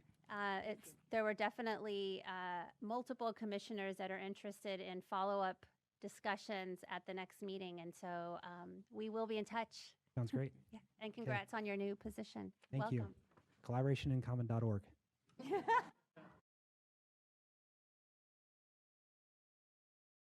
Okay, commissioners, congratulations, we are running ahead of schedule. Fantastic. So I'd like to propose that we take a 5-minute break. And we will also be able to work on the technical challenge that we seem to be having. All right, so we'll see you back in 5 minutes. Okay, great. We're going to use this one then. All right, commissioners, welcome back. Thanks to everybody for your patience as we're working through our technical issue. We are on item number 13. I'd like to welcome Stephanie Gregson, Kristen Cruz-Allen, and Deborah Franklin to the podium to talk to us about the new health education framework. He left me kind of come up all by myself. Oh, you don't all have to come. You do it however you had planned. Well, good morning, everyone. My name is Stephanie Gregson. I'm the Director of the Curriculum Frameworks and Instructional Resources Division, and I'm also the Executive Director of the Instructional Quality Commission. However, caveat with those long titles, I've only been here a little over 6 months. So forgive me. I don't know all of the bureaucracy of the states and all that good stuff. I just came from the field, and that's a new term for me too, the field. This morning, though, we're here to provide you with an update on the revision of the health education framework. This is very exciting because it's been long awaiting, and inform you about the many ways to be able to participate in the framework development process. But first, we're going to have Deborah Franklin, who's our lead on the health education framework, kind of reintroduce you to some of the health education standards. And then after I'm done, Kristen's going to walk you through the process and the ways to be involved, and then Stephanie will pick up. So you'll see all of our wonderful faces.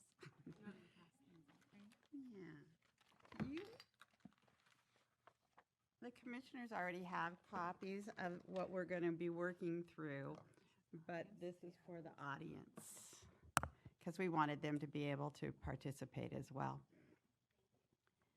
I don't know how many of you have spent very much time with the health education frameworks and standards in addition to everything else that you work on, but these standards are going to be the basis for the revision of the framework. They were adopted in 2008. There has never been a framework to support them. They're very much geared towards making our students more health literate, and also helping our students develop behavioral skills or healthy habits, whatever words we want to use for them, so that they're making healthy choices all through their lives, and what they eat, what they're doing, what their relationships are like, how they're treating the environment. It's very, very broad in range. So what we're going to do today is just talk a little bit about them. And I'm not going to give you all the how to read them or everything, but I do want you to know that there are 8 overarching standards. That's the first page here. Except for the first one, which is knowledge, everything else is either a behavioral skill or a critical thinking skill, goal setting. These are all, I think, very good skills for 21st century, for college and career readiness. I think they work very well with all of our new efforts in Common Core and the new science standards as well.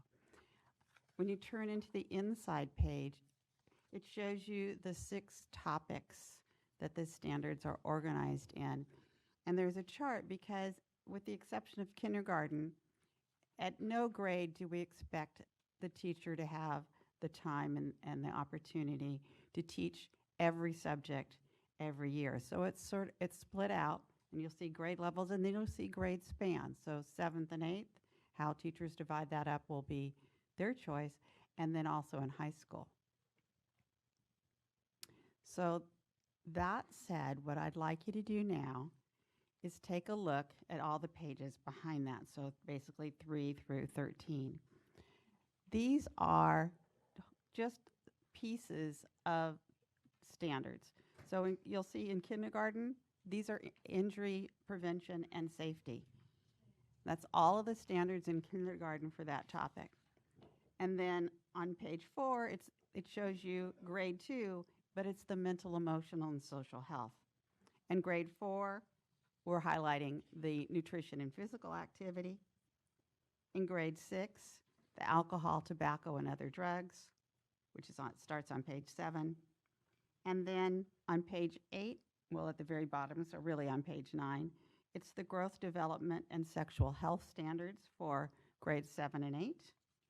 And then on page 11, it's the personal and community health standards for grades 9 through 12. So what I'd like you to do for about maybe 5 minutes is to read through either a grade level that you're interested in, a topic you're interested in, or follow through on one of these overarching standards and read through that through the grades and through the different topics, because these overarching standards are woven through all the grades and all the topics.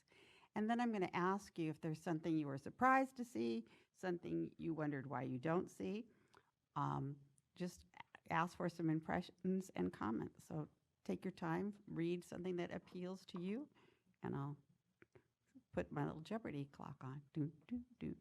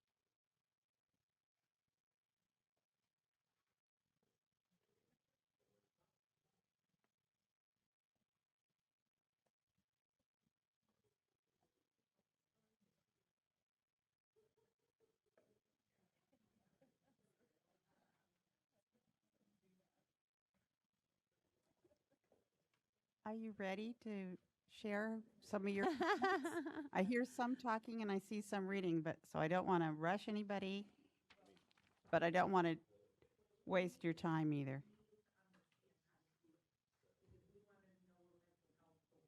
We needed to know how to do it and where was mental health, and it's embedded, so you really have to read the whole thing to find where it is. So we were looking totally different to start. So Okay. that was why we were sort of laughing and we were going, really? Well, so I don't get it. Well, at least I was. Yes, and the grade 2 has the example of the mental, emotional, and social health, which is on grades 4 and 5, but it would be taught in other grades. Can I ask a clarifying question? Sure. So if I understand correctly, and I apologize if you went through this, but if I understand correctly, this is a list of the what. This is the standards, this is the what, and you are beginning the process for establishing or drafting the how. Yes, the curriculum framework is the how. Okay. And it's not all the how. I sort of think of it as a little flesh on the skeleton, but Sure. it's not the instructional material. It's not the teacher preparation. It's just a start. Okay, so, and this is the beginning Yes. of the process. Okay, thank you for clarifying. You asked us if we ahas. As I'm looking at these standards, I am just, first of all, overwhelmed, and I think they're great in a lot of ways. To actually arrive and to meet these standards is a huge, heavy lift, I would imagine, as we start to look at these. I mean, I'm looking at some of the goals that are set, saying like in the one that was communication with your health official about how you take care of yourself. I mean, I know adults that don't know how to do that in their sense, and the standards are very lofty and yet appropriate in a lot of ways of what we'd like to have in the issue about a well-rounded someone that understands health and all those kinds of things. They're just, I haven't looked at them, to be honest, in a while, but they have really, really upgraded in a lot of ways of what's being asked of healthy and in this area. It's amazing. It's overwhelming. Yeah. No, thank you. I mean, it's great. I had nothing to do with them, but I'm going to be working with them a lot the I'm next just like, 3 years.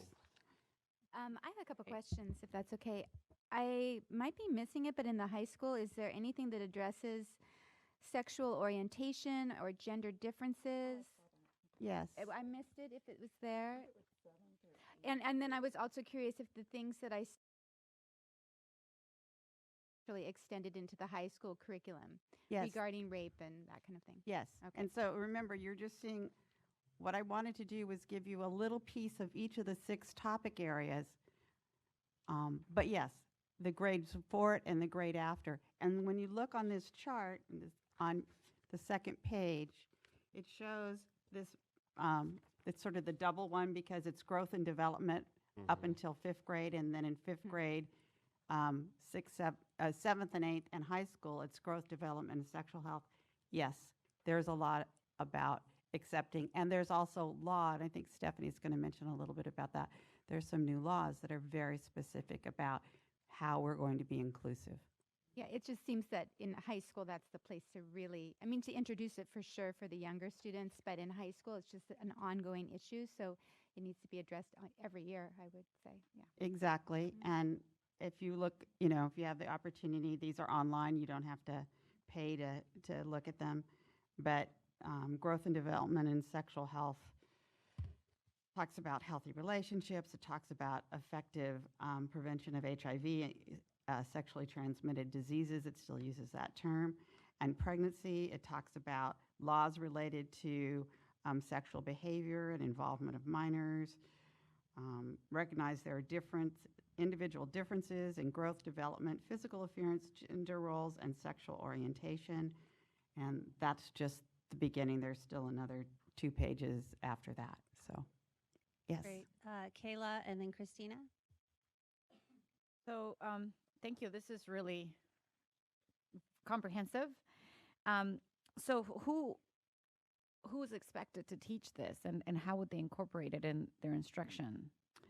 Well, that is a district question, unless you're in elementary school, which is my background was in an elementary school district, where, of course, the classroom teacher was expected to teach everything, and so health was part of it. And we actually used the health textbooks when I first started teaching in the 80s, and health got like 20 to 30 minutes a week. Wow. Because now with Common Core and incorporation of all these, well, you have the framework, and so we're looking at, I mean, this is great. And as a secondary principal, I see this part of, we have CTE teachers, we have people that can do this. But thinking of the elementary world, it can be very.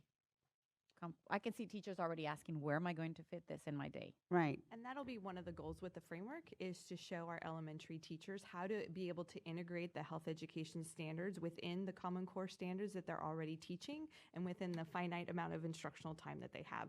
So they're not seeing the health education standards as just one more thing, Right. but a pathway to also teach other standards. Great. Thank you. And then, of course, in middle school, at least once in middle school and at least once in high school, the district is responsible for providing what is now a very thorough, comprehensive sexual health. So I don't know if teachers are going to be pulled in to rotate through classes, if that's going to be something taught in science, if it's going to be taught in physical education. Some school districts actually have a health requirement for graduation, whereas students are in there for a semester or a quarter. So it'll really be, this is not a mandate to teach like all of the adopted standards in California. They're not mandated. And in this case, they're not tested. But we would hope that by providing some pretty exciting ideas in the framework, that it will be taught more often. I mean, that's my personal goal, is that the framework will help people bring health education into their classroom. Well, like Stephen was saying, it's very needed, and as adults, sometimes we forget. I mean, you're looking at these standards, and they're very, and I don't want to say they're high standards, but they are very high standards. When you're looking at the framework of Ruby Payne, for example, with low socioeconomic, they don't have access to these resources. They don't know how to contact their health specialist, for example, and just ask questions about their bodies and how can they prevent certain diseases, or et cetera. So this is really huge, that I would hope can be easily seen and incorporated into their daily instruction so that it can be addressed. Yes. Thanks, Kayla. Christina, and then Betty. Stephanie, sorry I missed your introduction, so this might not be fitting, but my experience as when I was young, much earlier in life, lots of people with disabilities were taken out of health education, and it wasn't necessarily the parents doing. Oh, that one's not working. It seems like we're having trouble. Wasn't necessarily the parents doing, but the teacher teaching it possibly being uncomfortable, or whatever was happening on the administrative level, as to why some of us are taken out of those courses without asking our families. I don't know, is that still happening? I hear it from the youth I work with, but it seems geographic, rural versus urban. And the other thing I'm thinking that might be really helpful is under Standard 1, it seems the most fitting to me. If we could start the conversation about disability being a natural part of human diversity as a topic of conversation that continues from the beginning to the end, I think that's a way of changing the way children and teachers start thinking about disability from the beginning. And just talking about it as a natural part of the human experience might help students feel more comfortable with who they are if they are students with disabilities. And then the one thing that I definitely hear over and over again from the youth that I work with across the state is that they are continuously seen in the health programs as being asexual. And so the conversation of sex is not something that anybody wants to touch with a 10-foot pole with anybody with disability in high school, it seems. And it's a very, very concerning issue, because I come across youth a lot that have no idea what STDs are, didn't know about safe sex, and are very much experimenting and not knowing that some of it might be abusive. You bring up some good points, Christina, around the inclusivity and seeing disabilities as part of the human experience and everything. And part of the framework process is building collaborations with a lot of different stakeholders. So Department of Public Health, we're beginning to have a relationship with them around the health education framework. Weave is another one of our partners. So we're branching out to a lot of partnerships to make sure that we're fully inclusive within the health education framework without making it a 2,000-page document like the science framework, because we want this to be useful and manageable for teachers. And so we're balancing all of, making sure that we're inclusive of everything while also making sure that we're not having this exhaustive document that nobody ever looks at. So it's a fine balance piece with that component.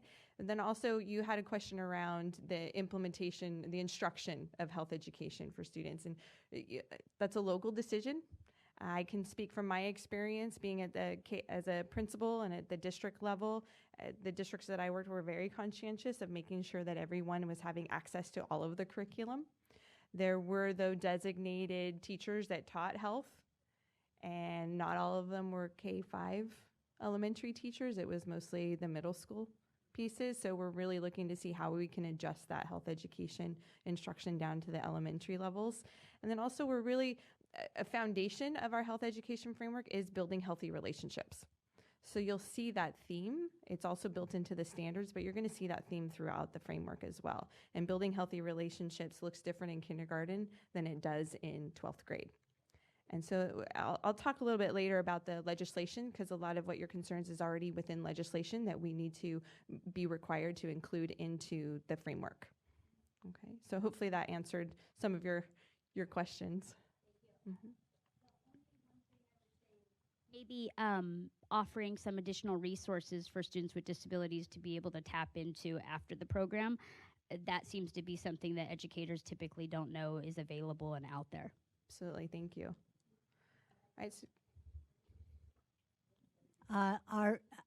Is anything being done at the college level for the new teachers? Because this is something that should be a part of the teacher education programs. And is there anything that I don't know. I mean, do you have to learn all this to get a teacher credential? So the teaching performance expectations have been revised. And some of those revisions include using our frameworks as part of their curriculum within the teacher credentialing programs. So we are working in partnership with the credentialing, with CSUs and UCs and other universities that have credential programs, such as national and those pieces. And if they can get salary points for it, it's always good. Well, that we have no control over. I'm sorry. I know, but that's not my division. That PR will help. But I'd like to have Kristen Cruz-Allen come up and take you through the framework process, the beginning of it, because that's some background information you'll need to have to understand how the frameworks get developed.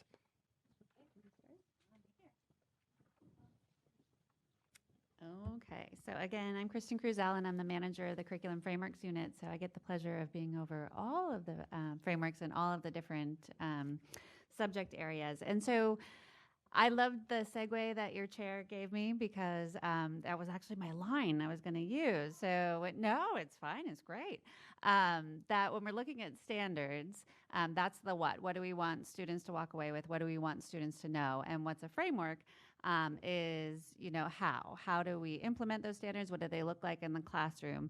Some of the things that we've added to some of our more recent frameworks, if you've taken a look at those, even though they're a little lengthy, I think they're very good. But if you look at our ELA, ELD framework, or if you look at our new science framework, or history, social science framework, we've been adding a lot of snapshots and vignettes. And so snapshots give you a little classroom example, a little taste of what the standards look like in the classroom. Vignettes are longer examples that almost show like a unit of instruction. So we're trying to make sure that we weave all of these things in. Also, as Stephanie said, because we're in California and it's a very diverse population, we talk a lot about integrated ELD and how we integrate the ELD standards into all subject areas. So this will be a goal with health as well. And we always make connections between the other subject areas. ELA, in our science framework, we have a connection with health. So we're trying to make sure that there's all of these connections throughout all of the framework documents.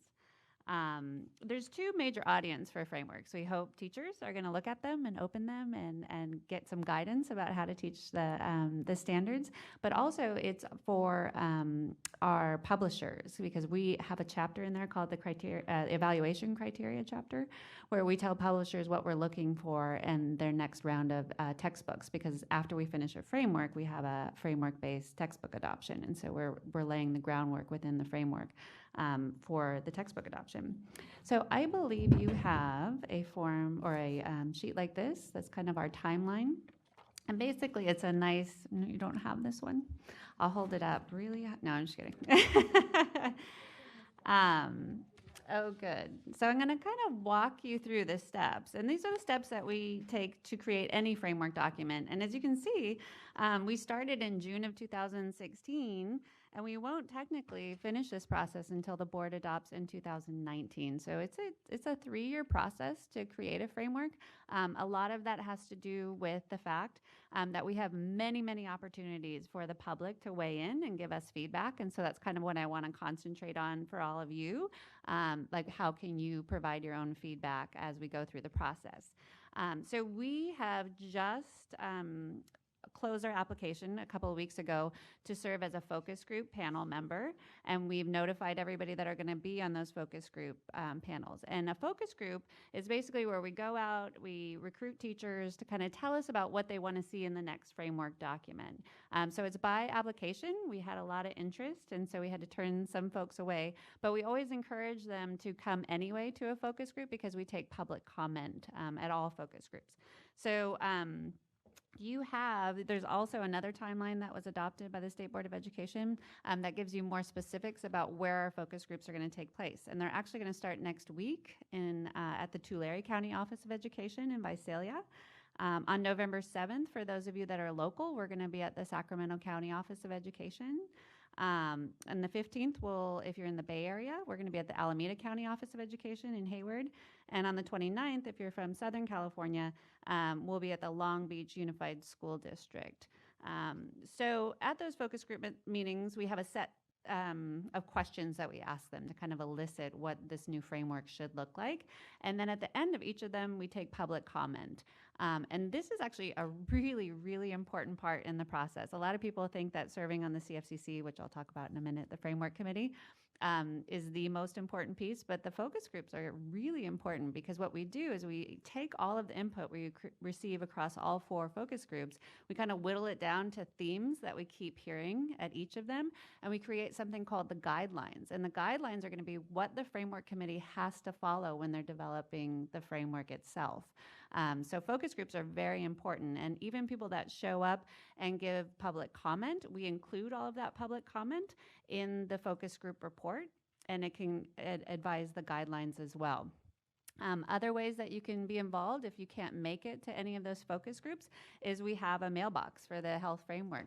And if you just want to look at the focus group questions, which are now posted on the health framework website, and provide some input or some opinions on what you want to see in the next health framework, those will also go into the focus group report if you send in your comments that way. So we're really excited to get those started and hear what the public and what educators want out of the next framework. So again, like I said, we whittle it down into the guidelines. We take those to the State Board of Education, and we have we opened it? Our new application? It's open, that's right. Yeah. Our new application is open, and I think you have a flyer about this as well, for our CFCC, which is actually the Curriculum, Framework, and Evaluation Criteria Committee, but that's our framework committee. We're also in the process of trying to hire a writer. So we hire a writer that gives us draft chapters of the framework, and then this committee of 9 to 20 members come together, and they give us the feedback on those chapters. And so also at those meetings, the 6 meetings that are scheduled, and they're also on your other timeline that has gone through the State Board, is where we receive public comment on those chapters as well. So this is another opportunity if you want to stay involved and hear those conversations. They all happen here in the State Board room. And again, very important part of the process and developing the framework document. So I'm going to hand it over to Stephanie for the next pieces, but I want to see, do you have any questions about either focus groups or the CFCC? Yes, I think we do. Thank you for that description and overview of the process and how it's working. Sarah, I saw your hand. You have a question? For the CFCC group, are you looking for teachers, or are you looking for school nurses, or? All of the above. Okay. Actually, it's 9 to 20 members, a majority of which need to be current classroom teachers. So just 51% or over half of them. We like to have experts from the field, so a lot of times we'll have college professors that have taught, but I know that we have several school nurses that are going to be on our focus group, so that would actually be a group that we're looking for. Also in regs is that we have to have people that have experience teaching English learners and students, or experience with teaching students with disabilities. So. That was going to be my question. Good. Thank you for clarifying. And if I remember correctly, when the ELA and ELD frameworks came out, we were able, as a commission, to weigh in on those, and we spent some time outside of our regular meetings, but spent time looking at the frameworks. But it sounds like you have folks that have background in disabilities that will be included in the CFCC. There's an opportunity for us to weigh in at the focus groups around the state. And then potentially we could have you come and spend time discussing the draft framework as it evolves here at the commission meeting. Yeah. And I didn't mention, you also could apply to be a CFCC member, because I'm sure you have tons of extra time. But it would be great to have any of you on that commission as well. And Stephanie's going to talk about the public comment periods, because that's probably where you weighed in on ELA, ELD. So we weren't through with the chart. I was just taking a little break to make sure I was clear. No, that's great. Thanks for clarifying or welcoming folks to apply to the CFCC, because just given the reaction and engagement on the discussion earlier, I would anticipate there's folks that would be really interested in participating in those discussions. So thank you. Great. We hope so. Yeah. So one of the downfalls of the budget crisis that we encountered so many years ago is that a lot of school districts and county offices cut their health education programs and also their health education experts at the county and the district level. So it's kind of leaving our population of health education experts a little limited. So we're really trying to broaden our branch of communication as far as trying to recruit as many applicants as possible to be a part of the process.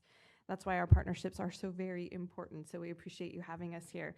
So I'm going to take you to the final end of the framework process. On the second row, the last 3 boxes, it starts in March 2018, where our primary writer and the CFCC will have completed a framework draft and present it to the Instructional Quality Commission, the IQC, which is an advisory commission for the state board, just like this one is.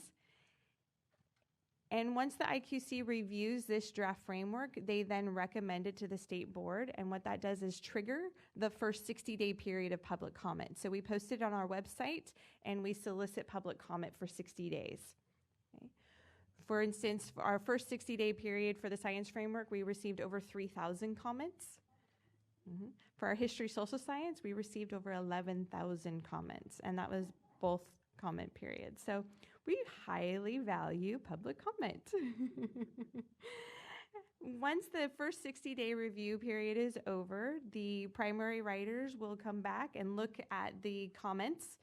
We sort them so that they are navigatable for the Instructional Quality Commission, and the Instructional Quality Commission meets again and goes through each public comment to look to see, is this a revision that needs to be made? Is it a general comment? Do we recommend, not recommend? And then once the next draft is developed from those public comments, we put it out again for a second 60-day review period. And again, we welcome many comments. One thing that the the California Science Teacher Association did for the science framework was they themselves had focus groups around the framework and submitted all of their comments in one beautiful document for us. It was extremely helpful and useful in revising the science framework. So that's something that this advisory committee could do, or any district office can do, and county office. And then once those review periods are over, we again look at all of the public comments, make any revisions necessary. And usually the first public comment period is really about major revisions. If there's something just not working here within the draft framework. And so that's where all the major rewrites happen. The second review period is more about clarity and accuracy of the document, and not necessarily major rewrites of chapters. So there are 2 different purposes for the public comment periods.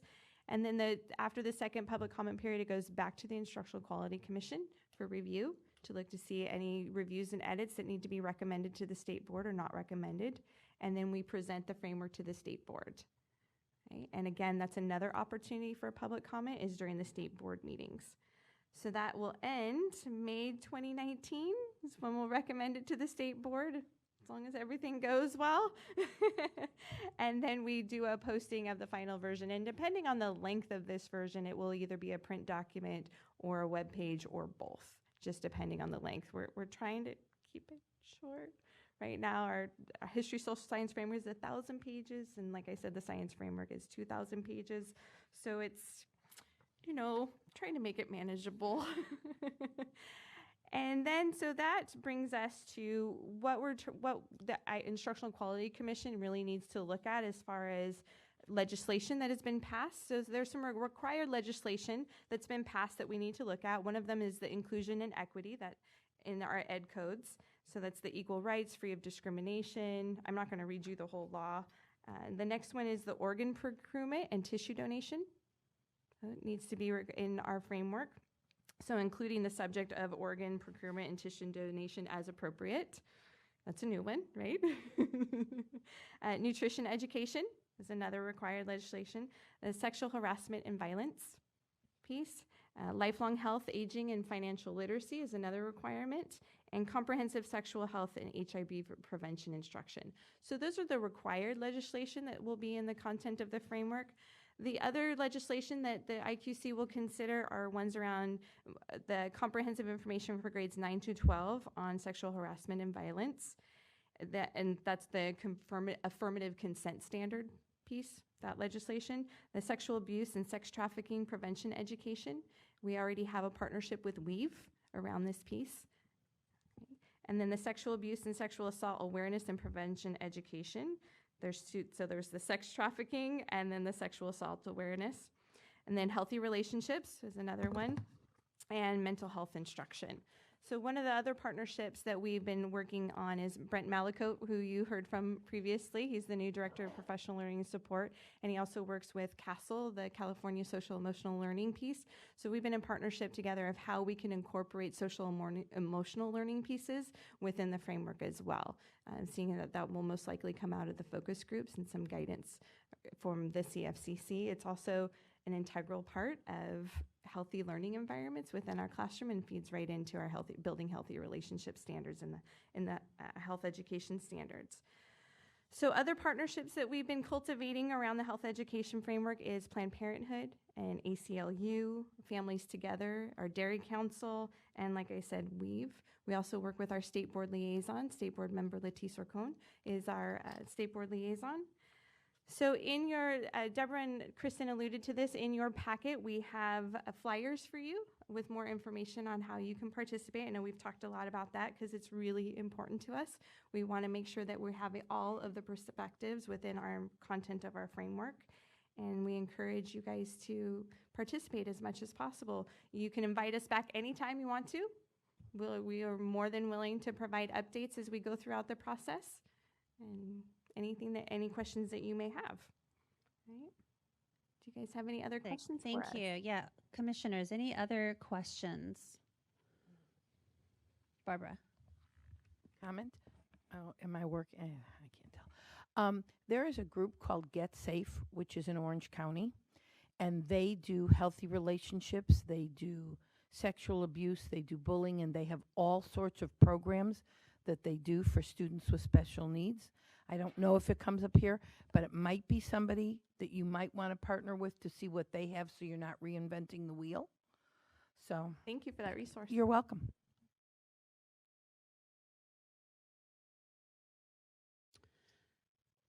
Yes, Scott. Hi, Stephanie. I remember back in 1995 or so, give or take a couple years, there was an attempt to integrate the health framework with the physical education framework or collaborate with the physical education framework. Is there any attempt to integrate those two again? Well, I'm going to let Deborah answer that question because in 1995 I wasn't here. I was in college. But I know Deborah has the history. Am I right? We've talked about that. Well, that was before my time too, because I wasn't here till '99. But I can tell you that the first framework that I was the lead for was physical education, and the physical education teachers developed a really strong framework. It has some health in it. Correct. It also has some other things around social and emotional behavior and leadership. but there is not an interest in combining those. But when we start on the health framework, there will also be, there's a category of nutrition and physical activity, which is very different, and we make a point of that in the physical education framework. Those are different topics, and they need to be treated differently, but we will talk about physical activity, and we will probably, if I bring my physical education teachers from the work we did on the framework together for the physical education framework, what they're going to say is physical education classes need to be included every day because it's one place for kids to get physical activity, but in addition, they need physical activity other than physical education courses. So they will reinforce each other, but they will not be blended together. And if you read through all of the health standards, you'll see why trying to integrate those standards into the physical education, which are also demanding and wide-ranging, that would be, again, an unteachable too large document. And I know that physical education teachers are not the only ones teaching health. There's a lot of biology teachers as well as other kinds of social science teachers, like the AP psychology teachers who end up teaching health as well. So I hope that answers your question. Yeah, thank you.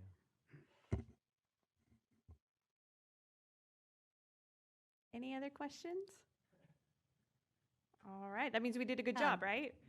Okay. Did a great job. You did a great job. And I was just, sorry, I was looking at the schedule to make sure that that we have time as individual commissioners to attend focus groups in our area, but then also we have time to reconvene in February when we come back and bring the feedback from focus groups that folks attend together and then be able to talk about that and potentially share that with you as well. Absolutely.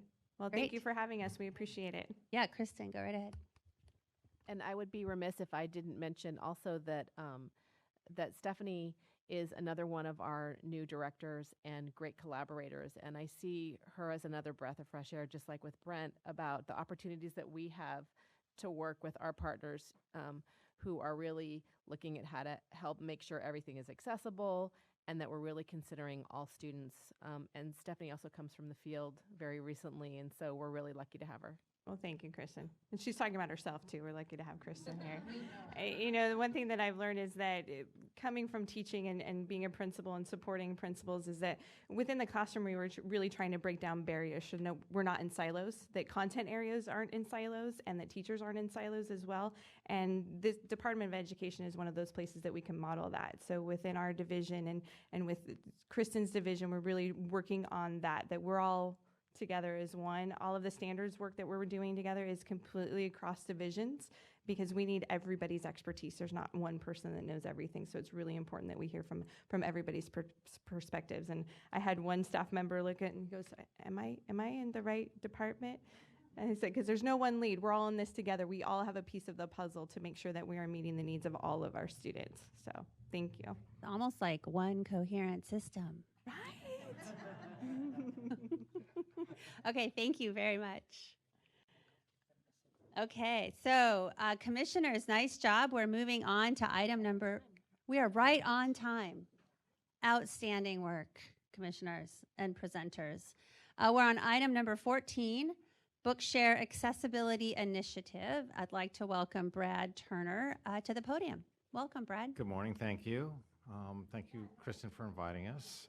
And I am in the dubious position of being between my audience and lunch. So I'll make sure I keep it brief here. So I'm Brad Turner. I run global literacy at Benetech, here with Christine Jones, who runs all of our national education programs for Benetech. Benetech's a social enterprise based in Palo Alto. We have multiple initiatives, education, literacy. We have a human rights initiative, and we also have an environmental initiative, and then we operate a labs initiative, which allows us to call ourselves a tech company because that's how other tech companies come up with ideas. Within global literacy, my organization, we have three things which we'll talk about. One of them is Bookshare. That's sort of the best known. How many people here know of or have heard of or have used or have seen Bookshare? Okay, a few. So we'll go through that. We also have the Diagram Center, and we have an initiative called Born Accessible. So Bookshare, world's largest accessible online library of ebooks for people with print disabilities. A print disability is a defined term. We operate under an amendment within our copyright law, which allows us to duplicate books for people who have a visual impairment, so blind or visually impaired, who have mobility impairment, and or who have severe dyslexia, something that interferes with their ability to read a traditional book. So if you can't see it, can't hold it, or can't decode it, then you qualify for Bookshare.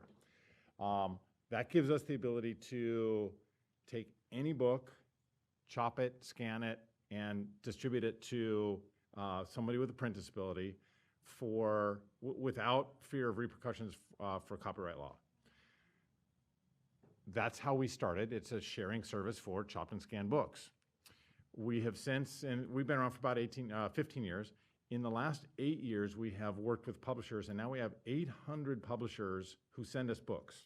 So we ingest about somewhere between 5,000 and 7,000 books a month into Bookshare. So we have 480,000, almost 490,000 now, books that are accessible.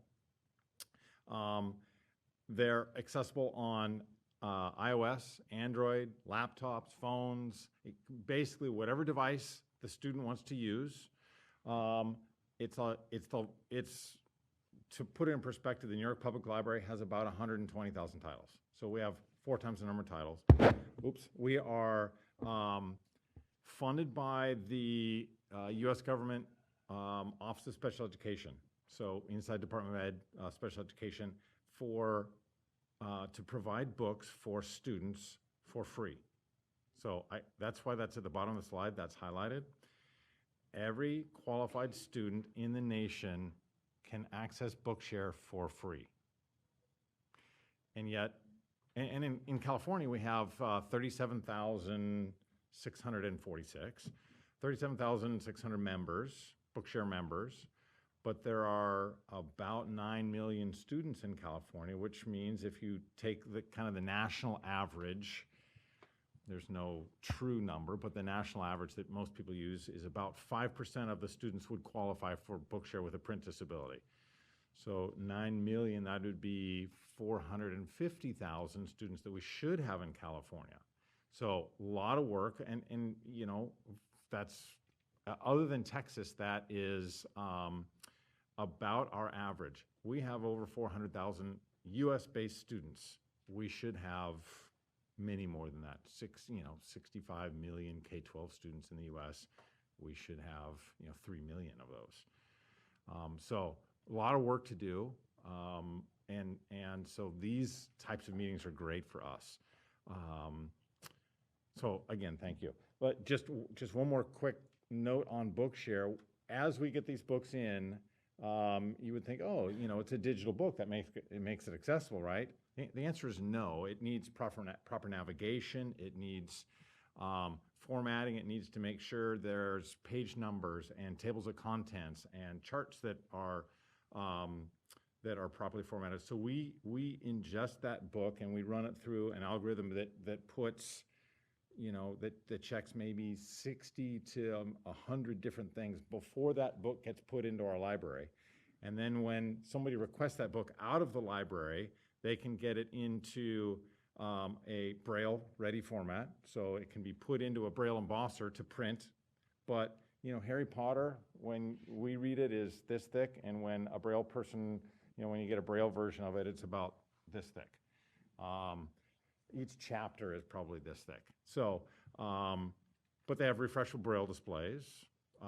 We also put it in a format where you can get large print, and then we also put it into what's called a DAISY format, which is more like karaoke-style reading. And I know you guys can't see this, but I swear when we took him and we'd stamp out that dangerous what happens nonsense. is That evening when he got back from work, guys- Uncle Vernon did something he'd never Where's done the camera? before. He visited Harry in his cupboard. "Where's my letter?" can't, said Harry. Okay. The moment Uncle Vernon had squeezed through the door.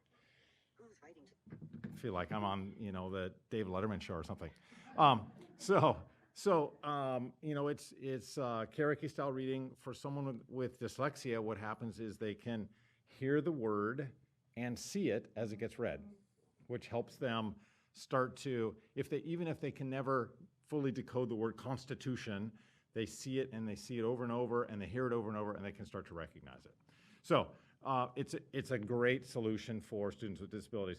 Here's a screenshot of something very similar to what I just showed you, that, as the sentence highlights and the words get read, and it just keeps scrolling down the page. That's right out of Harry Potter. So you say, great, that's, we're done.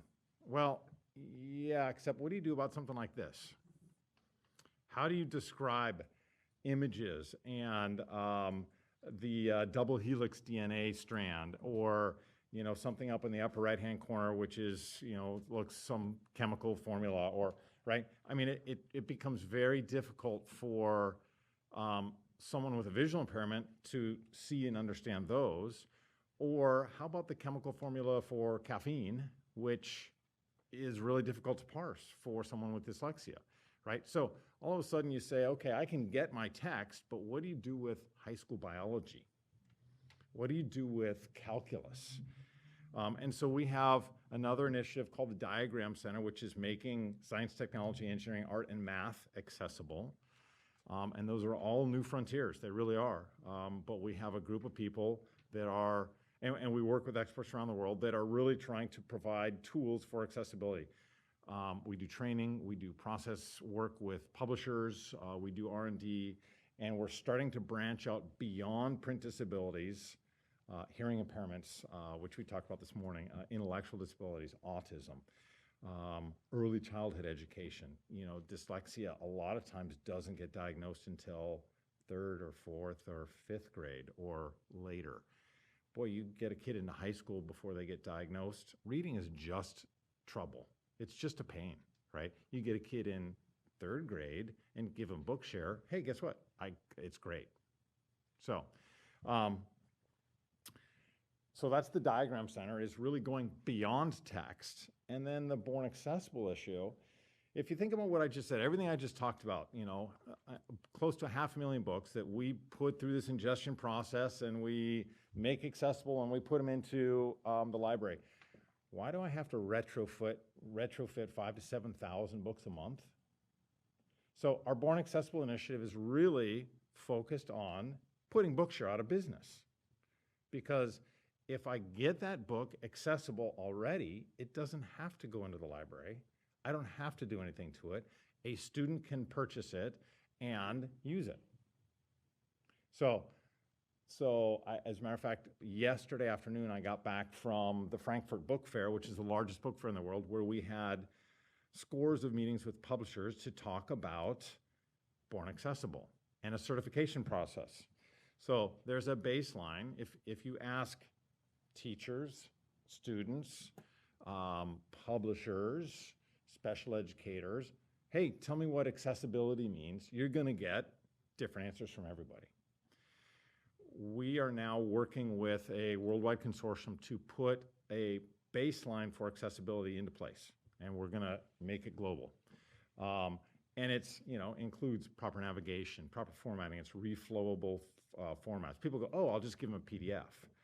Guess what? PDFs aren't, they can be, but most of the time they are not accessible. So I need to be able to have a single column of text that can scroll by so my screen reader can read it like you just saw on my phone. How do I describe images? So alt text, the rollover text when you, on a web page somewhere, and you leave your mouse over an image and that little yellow thing pops up and it says, whatever, it's either the link or whatever, that's alt text. It's like Twitter, it's 137 characters or something. You can describe some images. Could you describe the Mona Lisa in 137 characters? Probably not. Probably not. So there's long description. When that baseline gets into place, and we hope to see version 1 of it by December, then we're going to build a certification program around it and provide a seal of approval, if you will. The nice thing about that is now all of a sudden purchase departments at schools can say, hey, I really like your textbook, but I need an accessible version of it, and it has to have a seal of approval. And publishers slowly are starting to move towards accessibility. But if I run a publisher and it costs me more to make an accessible book, and I haven't had to do it in the past, my fiduciary responsibility is to make money for my company.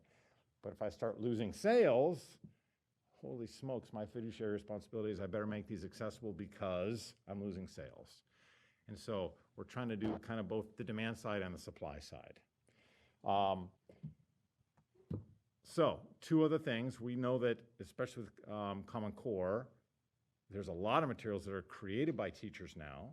So we have 2 other pieces. There's a buy accessible and something called what to look for in ebooks. And this is for purchase departments. And it's, I just did a screenshot of the document. Can you guys just take a quick look at that, and I'll quiz you as soon as I'm done. And then create accessible, which is a quick start guide for teachers on how to make accessible documents. And it's things like, and this is still in progress. Actually, I need to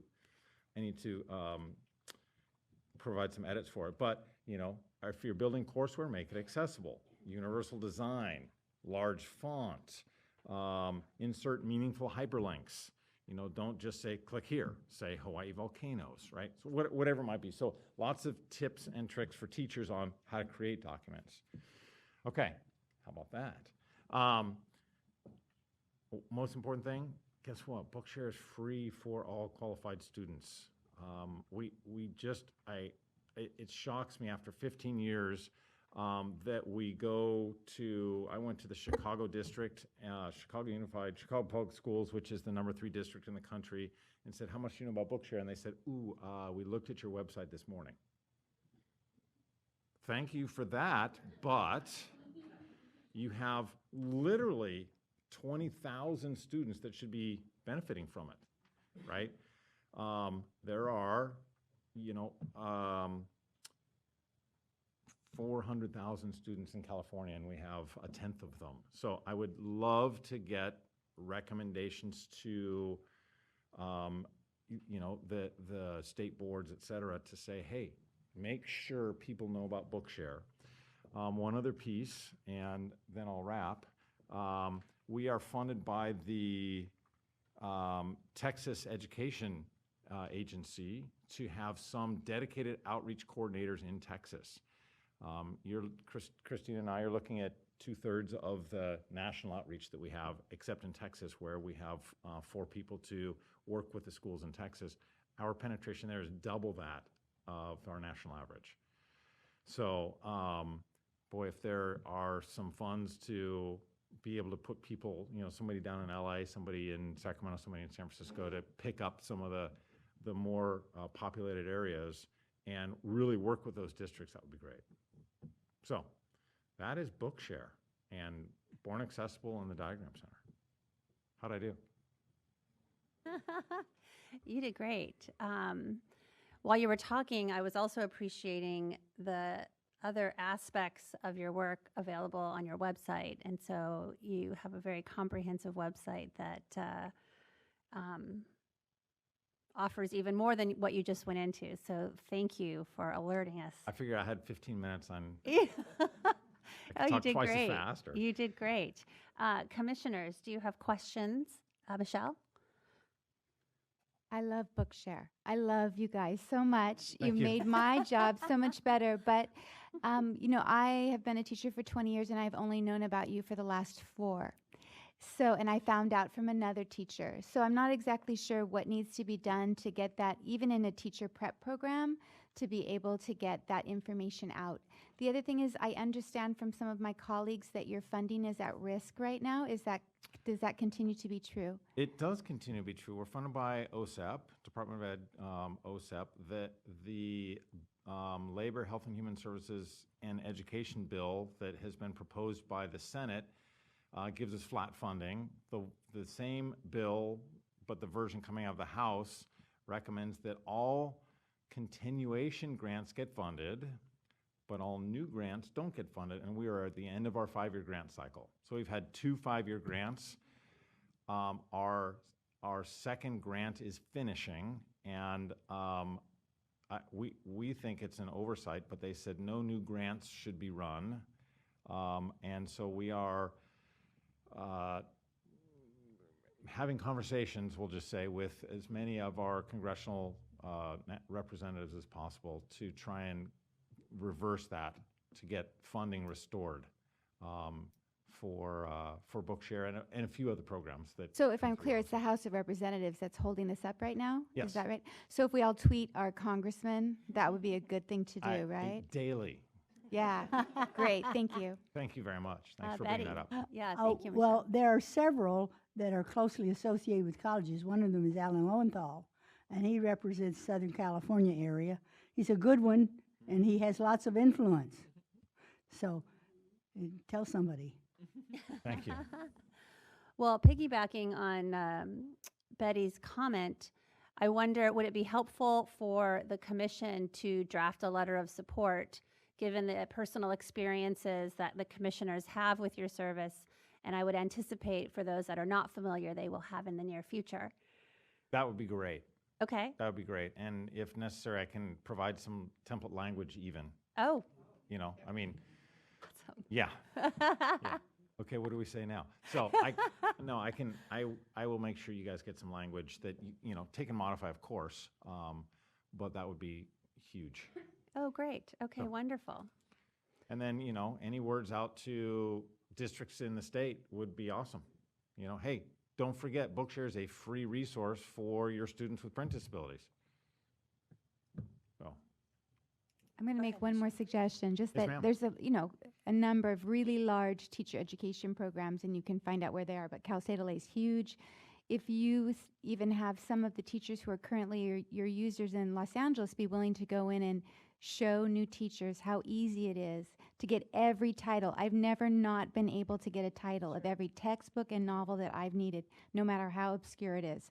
So if we just can do that, if you guys can find a way to get some boots on the ground for you to let new teachers know, I know that your users will go up. Perfect, thank you. I talked with just a quick anecdote. I talked with a student at the National Federation of the Blind show. She is the only blind student at Williams College, one of the top schools in the country. She found 34 of her 36 textbooks out of Bookshare. So, you know, it reflects what you just said. So thank you for that. Fantastic, thank you. Good.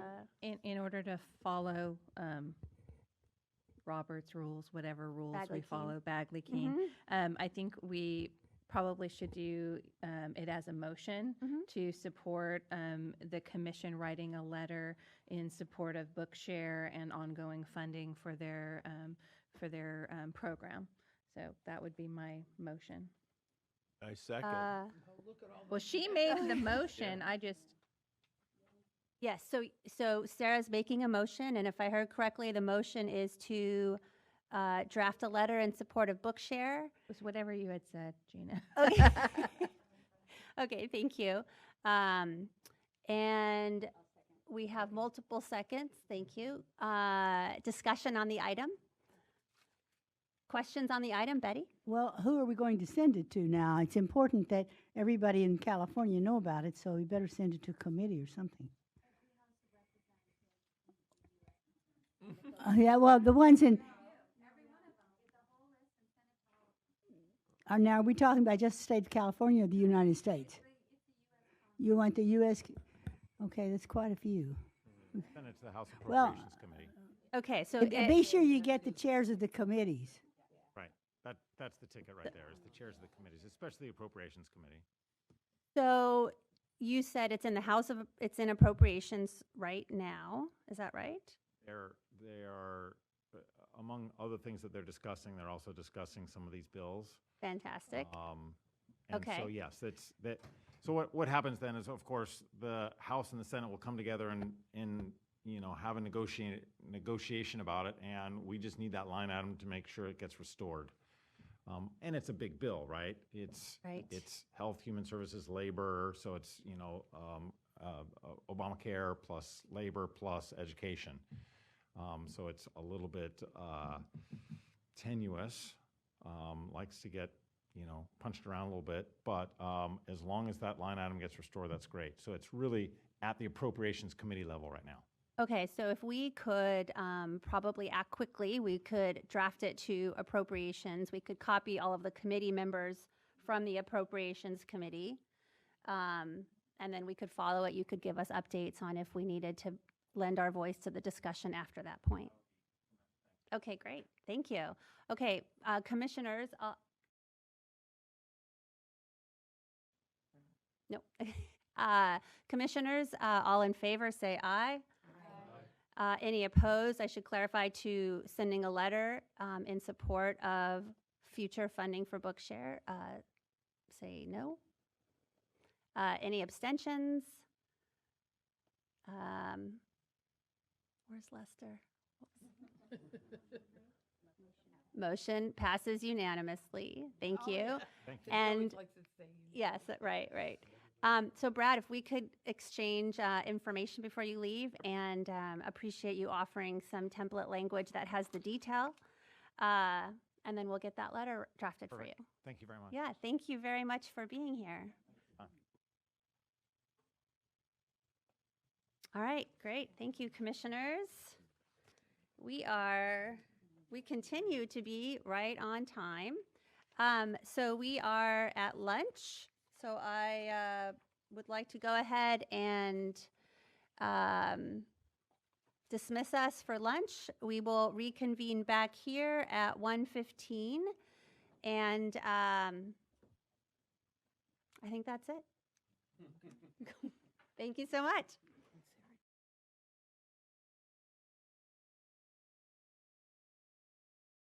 Our meetings, how do we get more opportunities to talk together?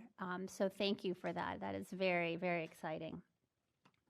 So we are going right on schedule. We are on item number 15, our State Special Schools Director's Report. So with that, I'll hand it over to you, Mr. Kirby. Thank you, Ms. Gina. Am mine on? Back in 2014, ESPN came to the California School for the Deaf in Fremont and did a documentary.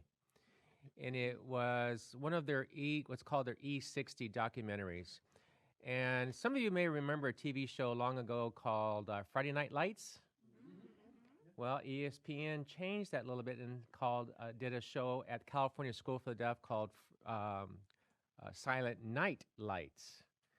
And that was aired in 2014, and it's not up to the standard of Mariano, but it was Emmy nominated. And this week it is broadcast over and over and over again on ESPN, ESPN2, and ESPNU. The reason they are revisiting or re-airing that show, Silent Night Lights, is because ESPN is televising nationally the California School for the Deaf football game tonight on ESPN2. On ESPN2.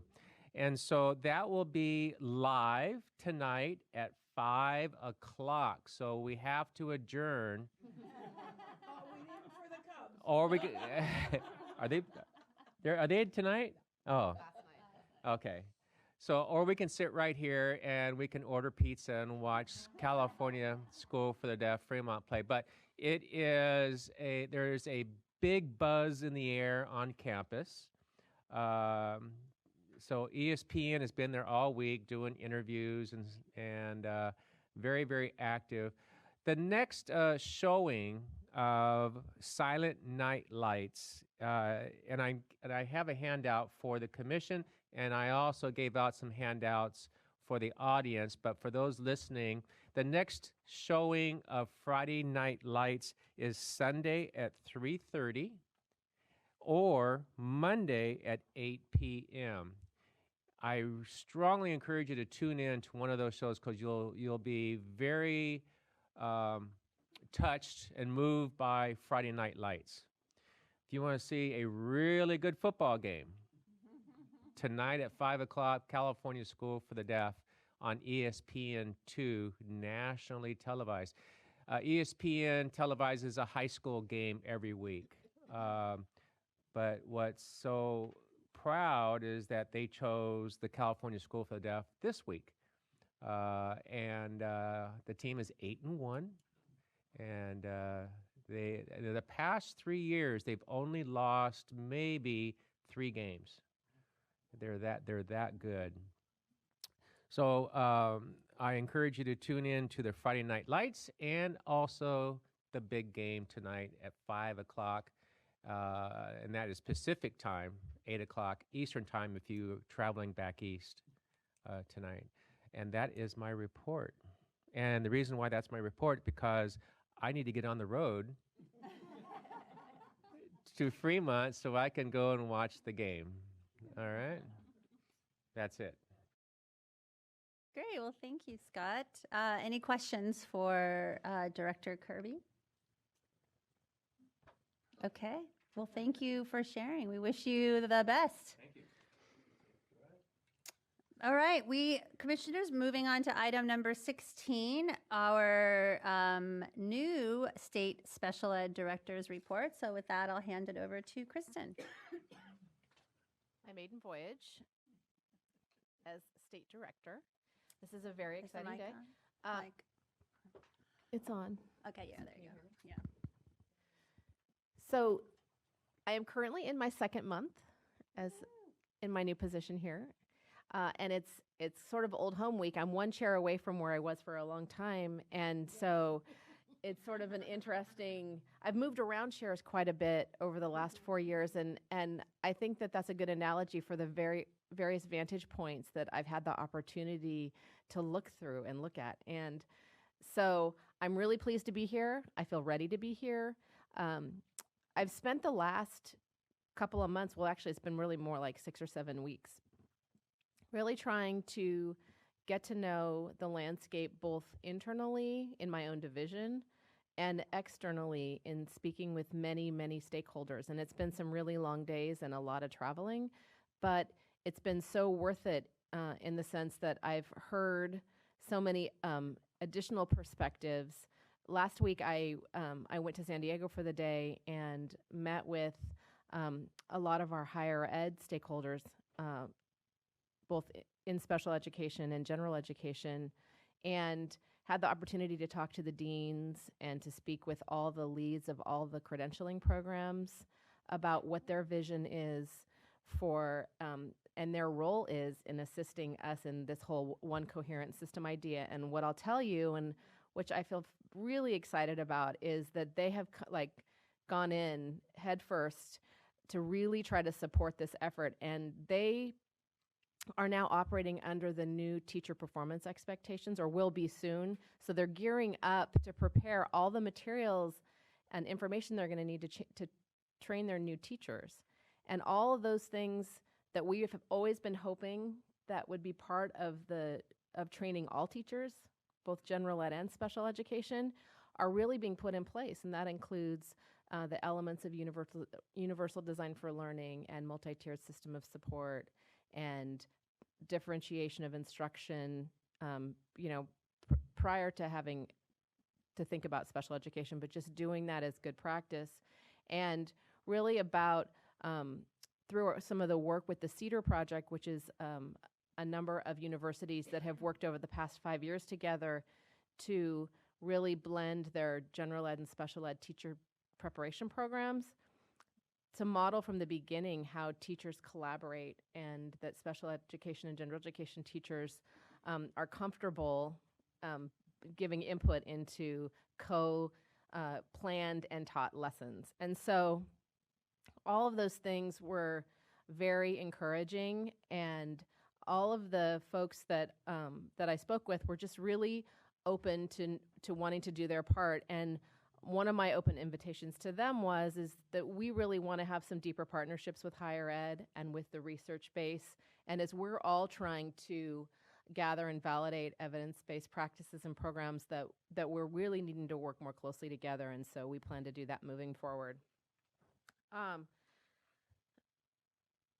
in the first couple weeks of December, I'll be going with some of the folks from other divisions to Washington, D.C. to be part of our ACSE state team. And so we'll be working on our ACSE state plan. And so I'm excited that we're integrated into that work with other federal programs. I think that's really critical. I put in your packet a UDL sort of ESSA cheat sheet, kind of just to give you an idea of the places that Universal Design for Learning has also been included in the overall ESSA for the nation, and that really all of the things that we've been talking about are things that are really being memorialized across the United States. And so we'll have a lot of opportunities to glean resources and work with partners in this work, especially as we train our existing teachers, because we're going to have all of our new teachers with new teacher performance expectations, but we have a very large teaching workforce who are also going to need to have professional learning opportunities, as well as our instructional aides and paraeducators. So, so I will continue and have a lot on the books around getting around the state and also getting around the nation to really try to bring the most information and voices back to California, and also to voice our concerns nationally as things arise. And I want to talk for a few minutes just about some of the internal work in the special ed division. We are the second largest division at the department with more than 150 employees, and most of our folks are folks that come from the field, and we have some really talented people in that division. And the more I was able to sit down and speak with them, both individually and in small groups, to hear what their hopes and dreams were about our work here. We have a lot of passion and a lot of brilliance coming out of that division, so I'm really excited to tap more into that and provide more opportunities for our staff to get professional learning, which is some of what they've been asking for. And as we move as a state and really as a nation from big compliance and small TA, we're really shifting towards big TA and small compliance. And we will always have compliance, and it will always be our job to monitor and ensure that students with disabilities are getting a free and appropriate public education in their most inclusive environment. That we really want to be that hub that has linkage to our evidence-based practices. And so that's why working with our other divisions that are doing professional learning, that have, like Brent, the collaboration in common, we don't want to create a whole nother silo of special ed resources, because we know that that great schools are based on great programs and practices that start in general ed, and then we can come in with that true specialty lens instead of supplanting, well, really supplementing education. So I am incredibly excited about the possibilities. They're endless. I'm not sleeping much because I'm so excited. But what I will tell you is that there's an endless amount of opportunity for all of you to become more involved. And a lot of the things that you heard about over the last 2 days all have space and need that voice around students with disabilities, as does the legislature across the street. So together, we can have a very strong voice, but I have to tell you that we haven't been having a strong voice lately in policy conversations. And so I think what we see then is then we're sad after something's been developed that doesn't include that lens. So it's really up to us to be proactive. I don't see any maliciousness around trying to not include us. I think it's just like we're all really busy too, and so we have to be there as the reminder for our students. So I plan to be very loud and be very seen. And I'm happy to take back any feedback from you of things that you observe and things that you think need to be done differently. And I've had these same conversations with my own staff. The last thing I wanted to talk about was language. And we're working in our own division around clarity of language and language that we use about our students. And so I asked my staff if we could try to stop using the term special education students, and that we would use, because really, as we're talking about the fact that all students are general education students, us calling our students special education students immediately silo them into another category. So I'm going to ask you all, if you agree with this notion, to also really talk about students with disabilities, students with IEPs, students with exceptional needs. To me, those terms are synonymous with each other. And because our ed code and federal codes sort of refer to them in different ways, those are really the three terms I think that we see the most often is students with disabilities, students with exceptional needs, and students with IEPs, or individualized education programs, that we really try to stick with those, because a lot of the other terms, and to the, to my greatest, to the greatest degree possible, we're not going to be using the term students with special needs, because to me that's not specific about any particular category of students. To me, that's every student. So everyone can make their own decisions, but that's sort of where we're going in our own division, so that we're really clear on who we're talking about.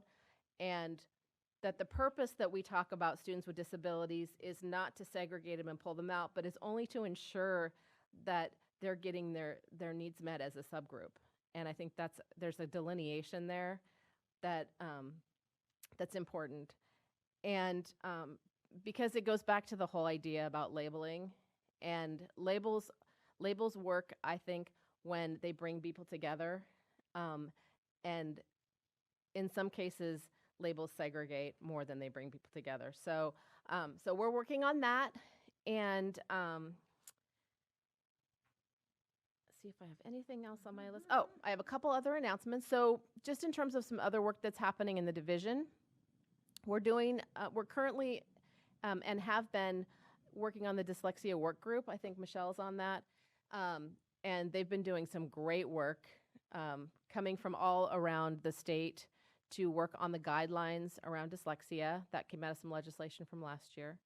There was some legislation signed, as you heard today, around English learners and guidance for English learners with disabilities and students with disabilities who are English learners. And so we will be hiring a position designated to do that work in my own policy unit in our special ed division.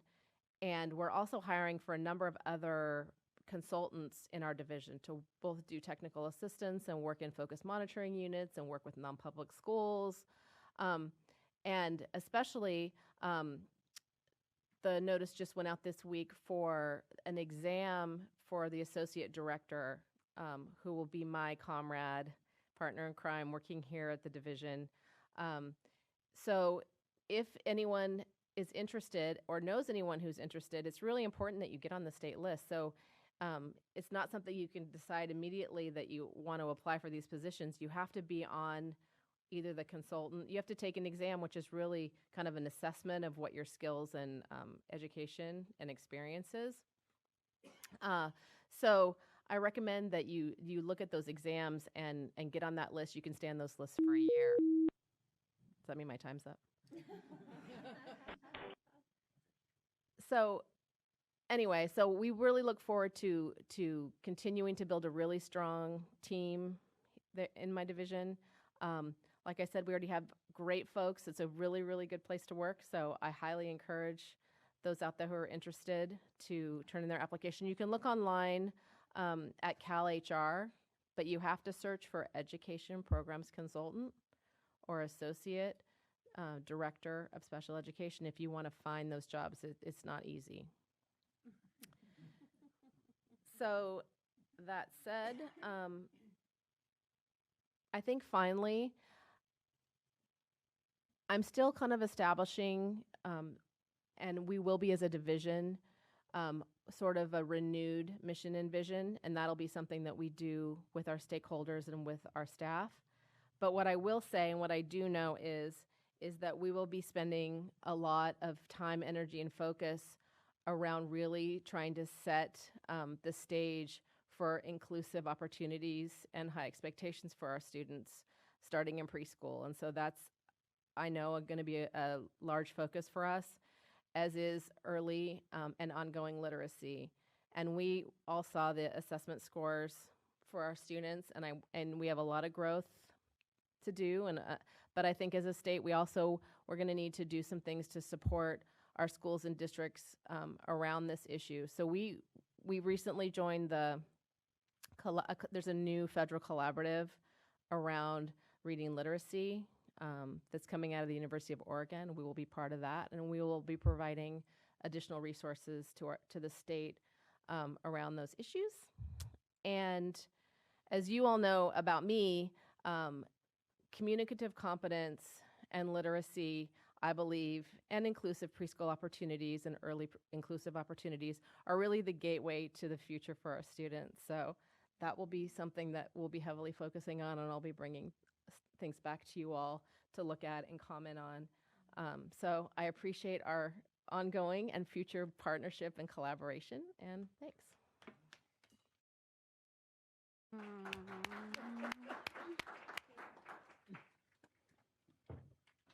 Very nice job. Oh, I have one more thing, sorry. Good. I just got an email from Jim. The last thing I want to mention is that we have convened a small stakeholder work group to address the issues of student behavior. So it's come to our attention over the last several months, there's some incidents around non-public schools and behavior.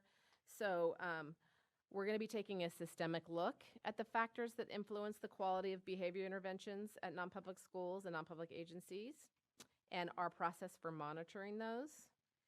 And the current work group has representatives from local educational agencies, non-public schools and agencies, family empowerment centers, SELPAs, special education local plan areas, and SECO, special education administrators of county offices,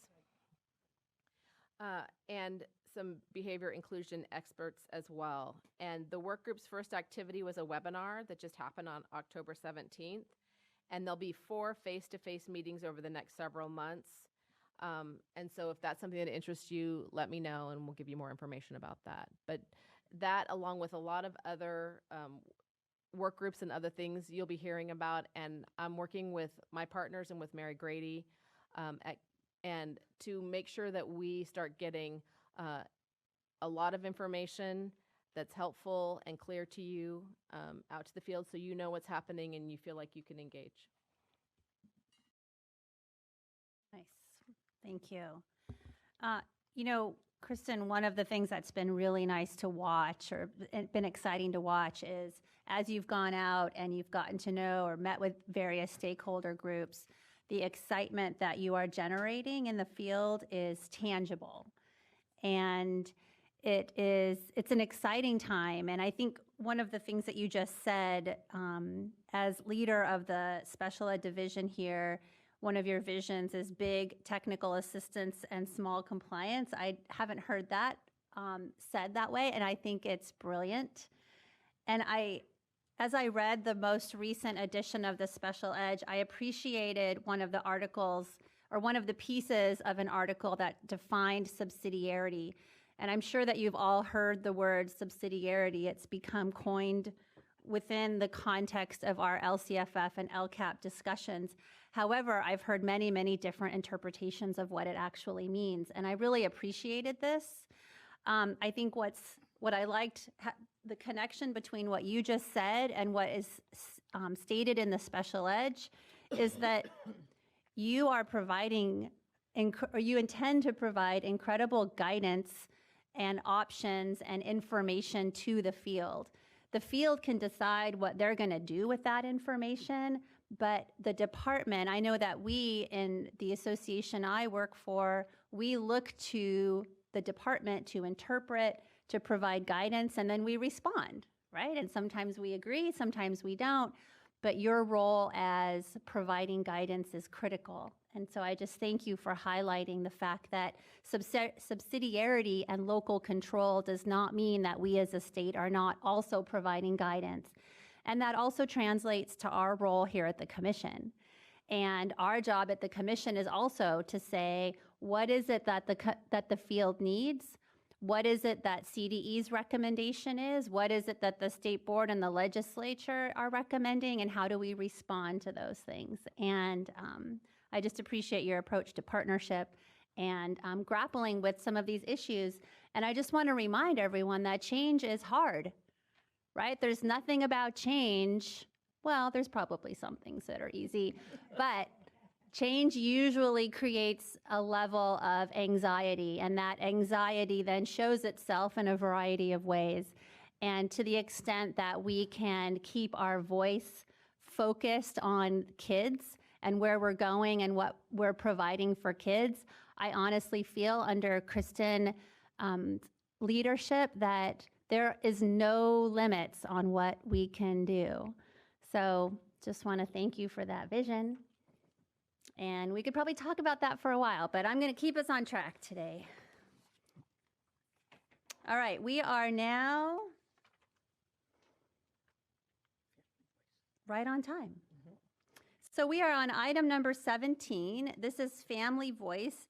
And as you know, this is an opportunity from our representatives at the Family Empowerment Centers, the Parent and Information Centers, to share what's going on. And so we've agreed to always have this on our agenda in the event that they would like to make a comment.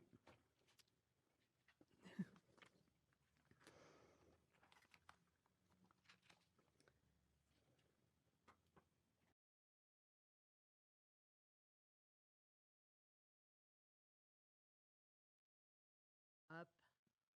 Now it's activated. In Shasta County. Our FEC serves Butte, Glen, Tehama, Shasta, Siskiyou, and Trinity counties up there. And I am here representing FECs. First of all, I'd like to say congratulations on your first meeting, Kristen, as the Director of Special Education. And then I asked if there were parent issues that they would like to see brought forward, and so I'm here to give you the feedback about those issues. The first one, and I hear, there's a thread through all I've heard in the last couple of days. There's a rise in children with mental health issues. It's a big one. And so behavior plans, looking at that, looking at child find issues sometimes, children being moved to more restrictive environments, without even having an IEP. Those are some of the issues. And personally, that affects me too, because I have a 14-year-old grandson I'm raising in my home with mental health issues. Right now he's in homeschool, so that's kind of where he's at. But that's a big one. The LRE for preschoolers was another thing that came up. When I got some more information about that, that there weren't a lot of inclusive opportunities being offered to preschoolers. One of the things, and on the first one, on the mental health issues, I had for solutions, because I also heard that today, so I started going, okay, well, so what kind of solutions can I take? Well, there has been some OSEP papers on, Dear Colleague papers and stuff on behavior, so I will send this written up in those resources so that they can go out to the commission. And then on preschool, the same thing. There's been a policy statement on inclusion of children with disabilities from OSEP. But one of the things that I think California could do, because I can't find it anywhere, and I looked everywhere for it, was what is the definition of an inclusive environment in preschool? Now, I worked in Head Start programs for many, many years of my life, and for us, it was always defined as like 25%, no more than 25% of the children in that group should have a disability. It's not defined anywhere, though. It's not defined in Head Start's performance standards. It's not defined. So that would be really nice to say, what is the ratio of a classroom that has children with disabilities? So I will send you the stuff that I said that is out there. The other thing was transition plans. It was nice to hear that the transitions, you guys are almost at target of meeting the goal for transition plans being finished. One of the things that some of the FECs mentioned was that some of the goals on those transition plans don't really appear to be meaningful to the students. So really looking at that issue. I don't have anything I can offer as a solution to that one. And the last thing is, for those of you who don't know, that SB 511, which was the bill that created the Family Empowerment Centers here in California, originally is designed to have 32 Family Empowerment Centers across the state. They started with 12. There was an expansion in 2009 to 14 centers. So we're still sorely shy of the 32 centers that were intended to be funded. There are many areas of California that do not have a family empowerment center.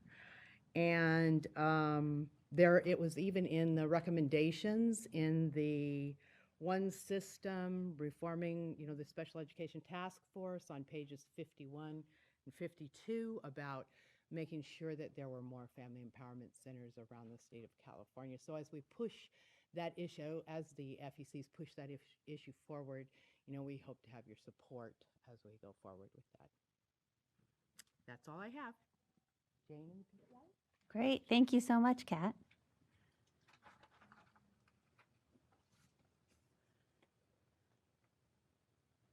Good afternoon. Can you hear me? Okay.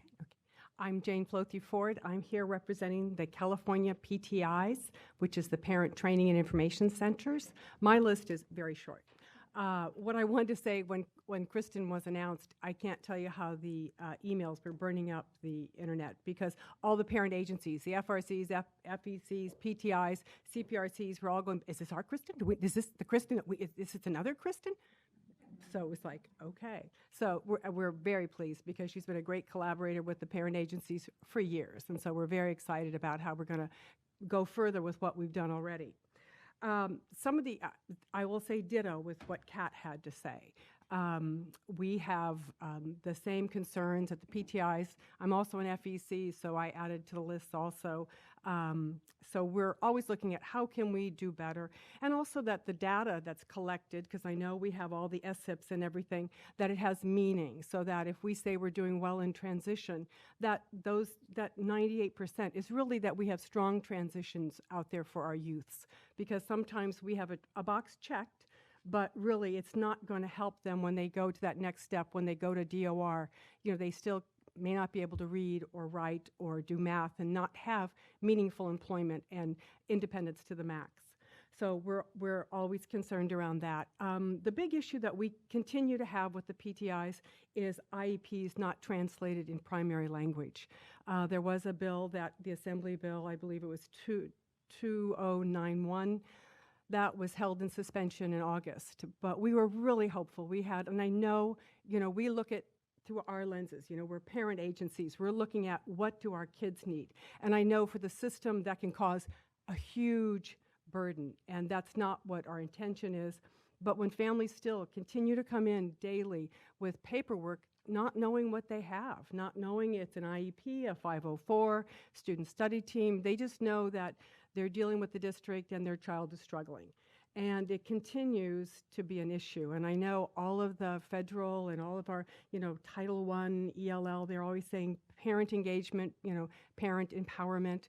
And it's very hard to engage or to be empowered if the really critical pieces of material are not in your language. So, we still hope that, another time we'll be able to get California leading the way for the rest of the nation to have IEPs translated, so our families truly can be participants at the table. I did want to announce one other thing, that we had in October, we started with a new round of community parent resource centers. These are federally funded programs similar to the Parent Training and Information Centers. We have been lucky enough to have 3. We continue with Parents Can in Napa, and Support for Families also has a community-based parent resource center. We lost Fiesta Educativa down in Southern California and the California Chinese Parent Association. But Disability Rights Education Defense Fund picked up a CPRC. It's a 5-year grant, and this grant will be working for youth that are incarcerated, foster, and youth at risk. And they're really already, hitting the ground running, because not that long ago they had a transition grant with the feds. So we're real excited because DREDF, like all the parent agencies, shares their resources. And so we'll be working together and being able to piggyback on the work they do and the items that they create so that we can make sure that all of California gets the same benefit and support. So thank you for having us here, and I'm excited, Kristen. I'm excited, so thank you. Great, thank you. Stacy, I see that on the Family Voice item, we also provided a phone number. Did anybody call in? No, nobody's on the phone. Okay, great. All right, 2 o'clock. We are moving into item number 18, which is general public comment. And again, as a reminder, this is an opportunity to comment on any items that have been presented either yesterday or today. And let's see. So I think printed on the card, it says 5 minutes for public comment, which is what we did yesterday. So those that are commenting, we have a new buzzer. And so we welcome you to the podium for 5 minutes. Venetia, do we have folks that would like to come to the podium? We do. Good. First is Tom Chun and Brian Sharp.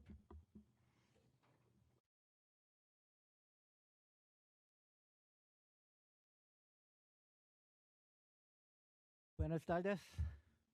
Thank you for having us. It's just delightful to be here, and thank you for the invitation to come and observe firsthand the great work the commission is doing. And I'm going to sing us 3 songs. The first song is The Long and Winding Road. I know the work ahead of us is, not easy. It is challenging, and your work is really important. The mission of serving teach your children well. And I say teach all children well. And that will be our mission and the vision.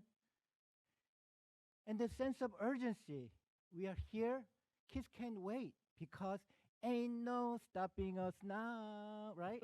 So we are moving full steam ahead. If you think about the students in California, number of student enrollment has gone down 1% for the past 10 years. Number of students with disability that requiring our service, exceptional needs, has gone up by 8%. That's about 51,000 students. If you made them into a single district, it'll be number 11. Bigger than Oakland, bigger than Sacramento City.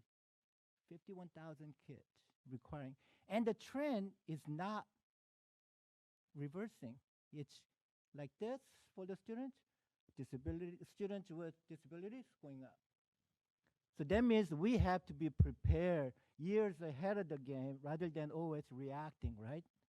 So we have to think about, hey, year 2020, year 2030, where will our students be? Will we have accomplished the vision of one school, one system together? Or are we still talking about it years later? My hope is that we will have ain't no stopping us now. We have arrived party then. I want to ask our colleague, Brian, to talk a little more about what do we do from here, right? Well, I don't know that I have a plan or a song. So Tom and I are from the business community. And, I was told as a youngster, if you want to change something, you want to improve something, you have to be involved. And we're both extremely passionate about special education, students with disabilities, and there are a lot of others out there that are like us. And for us, we have a connection every day with districts, with teachers, with schools, and so we can be a voice, and we can also be a sounding board.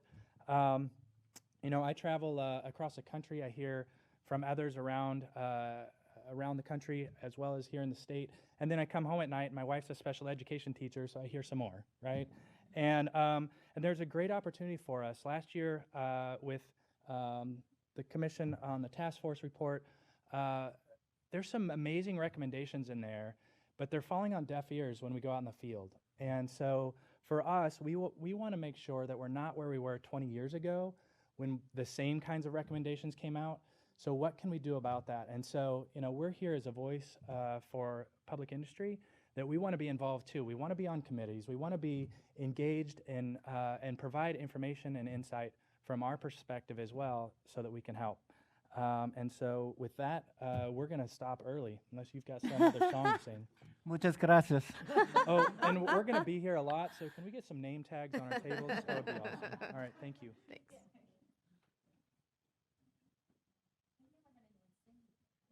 I don't think so. Next, we have Joyce Childs, who's the president of Cars Plus.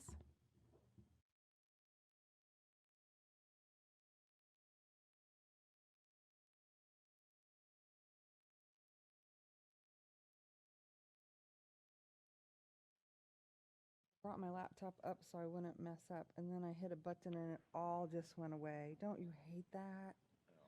So, hit history, and then hits restore, and everything should come back. Hi, I've been working back there on the convention stuff, and all of you who are participating and been helping out on that, I really appreciate that.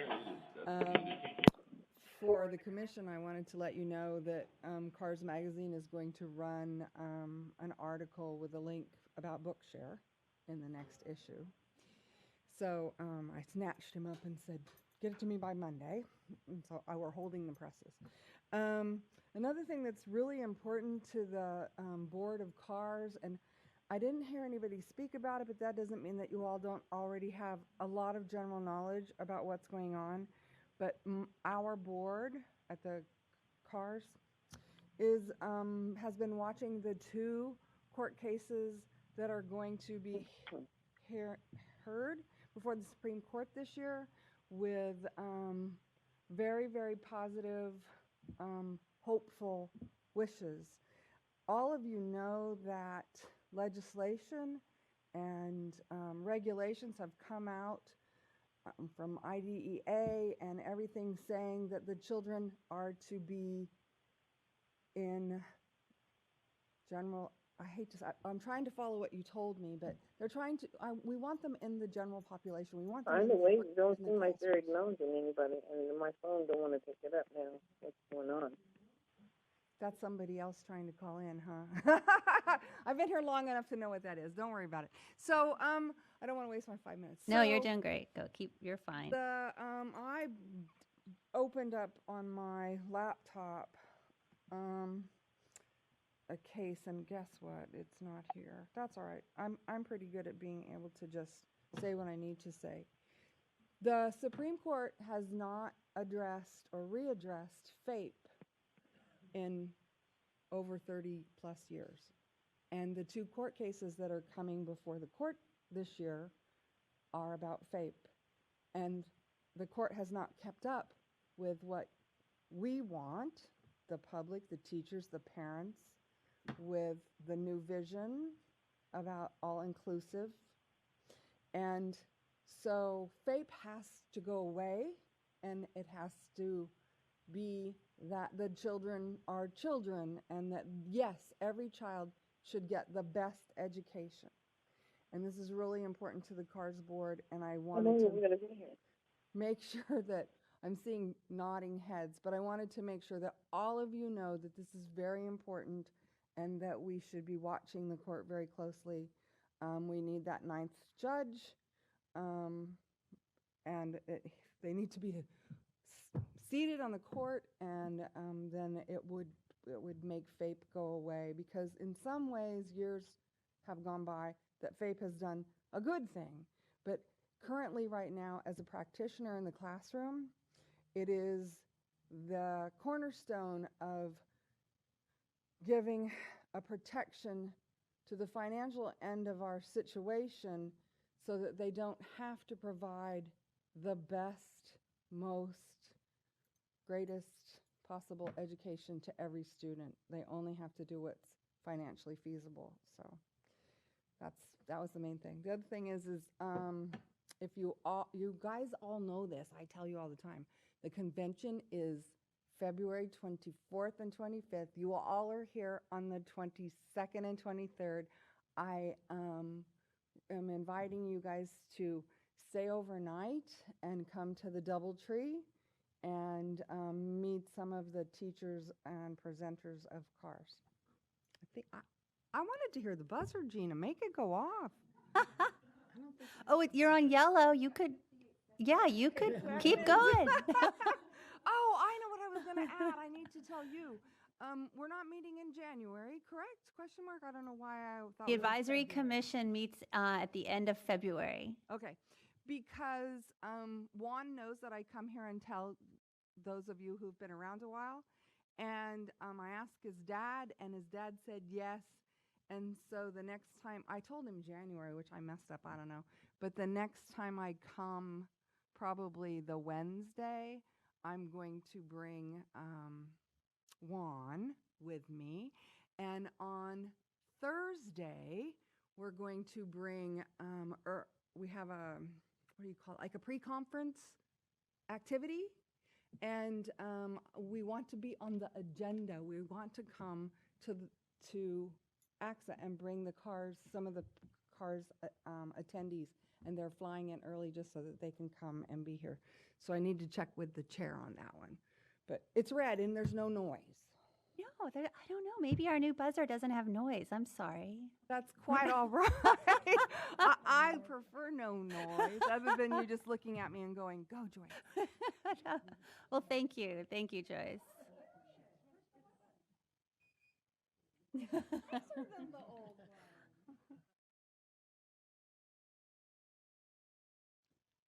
Gina, so it's my understanding we have one person on the phone. Fantastic. So if we want to patch them through now, hopefully they'll be here. Good afternoon. If you're on the phone, we are ready for public comment.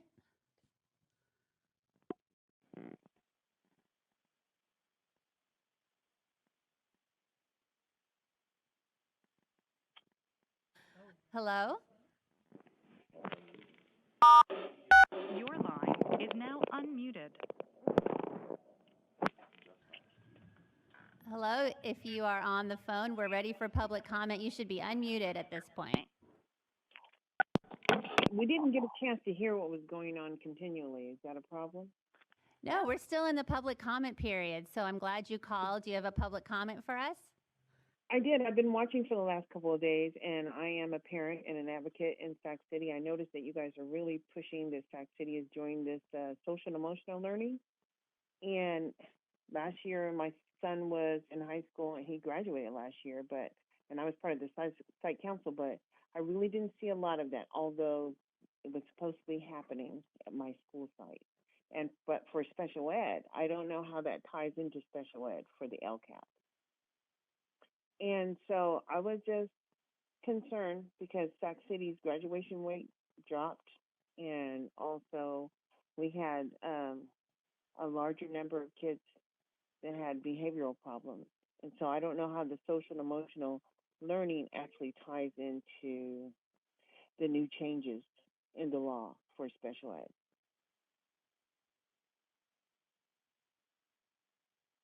Hello? Hi. So I should have clarified at the beginning. So in public comment, it's an opportunity for you to share comments and share feedback, but we are not permitted to respond or engage in conversation. So if you do have an issue that you would like someone to follow up on, if you leave your contact information, we can do that. But we are precluded from having interaction about or discussion about your specific item. Okay, that's great. Well, would be my concern that in the state of California, the SELPA is a role that a district can take responsibility in, but it doesn't necessarily mean that there's program design or integrity of the services. And so it would be my concern that something happened with the baseline of SELPAs, so that there be more responsibility, because the accountability piece doesn't really flow from the state level. It would have to be legislatively. And that there's actually monitoring for students who are so far below grade level. And under the child fine, that the districts be held accountable to proceed with intervention for students who are below grade level. That would be it. I mean, I've never watched it online before, but Angie Sutherland.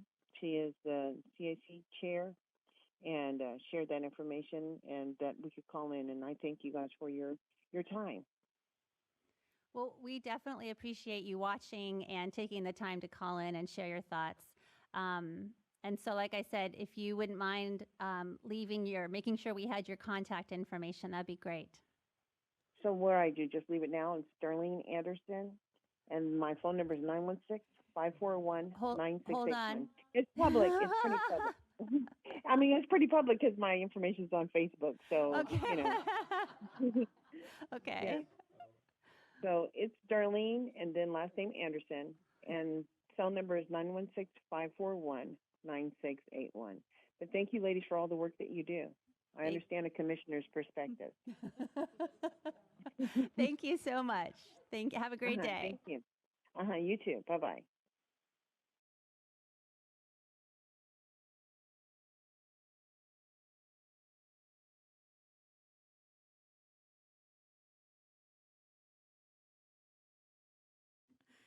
Okay. So, Venetia, any other public commenters?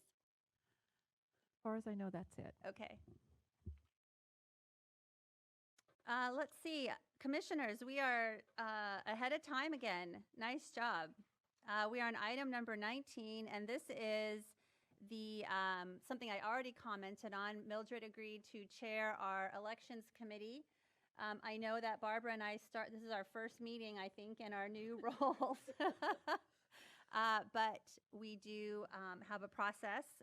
So she agreed to chair the committee. And like I said earlier, at the next meeting, you'll have the opportunity to nominate yourself if you would be interested in either the chair or vice chair positions. And then we vote in the at the May meeting. Thank you, Venetia, for the talking points. I'm sorry that I misplaced them.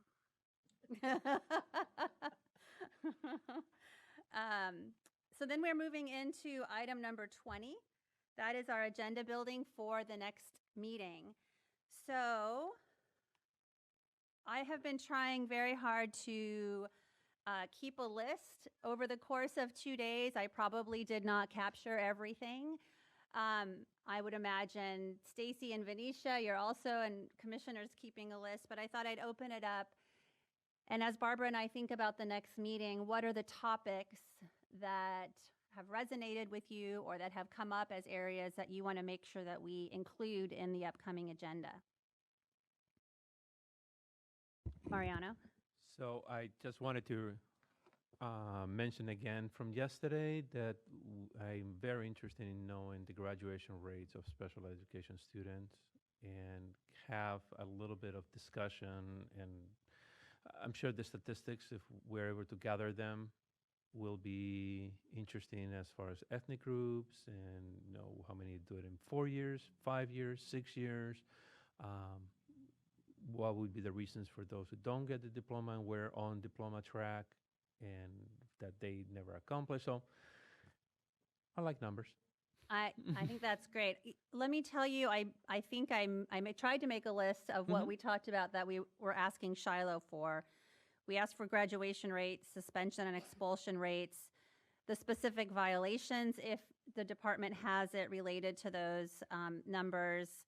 And then we had some conversation about early childhood identification rates and what were the issues around those low numbers. And then post-secondary for non-public school. And we talked about specifically graduation rates for kids in non-public school, and then seeking out any potential data we have related to those kids after they graduate. I just want to say, so it sounds, what I got from the conversation and I wrote down was just that you wanted more disaggregation of just what those general numbers were that we report to the Fed so that we can get to more root cause and sort of what's actually happening out there across. Actually, I'm interested in the number that is missing. Yesterday we heard yesterday the number that we got is how many kids who are in special ed get a diploma in 4 years. But we don't know how many kids get a diploma, period. In 5 years, 6 years, 3 years.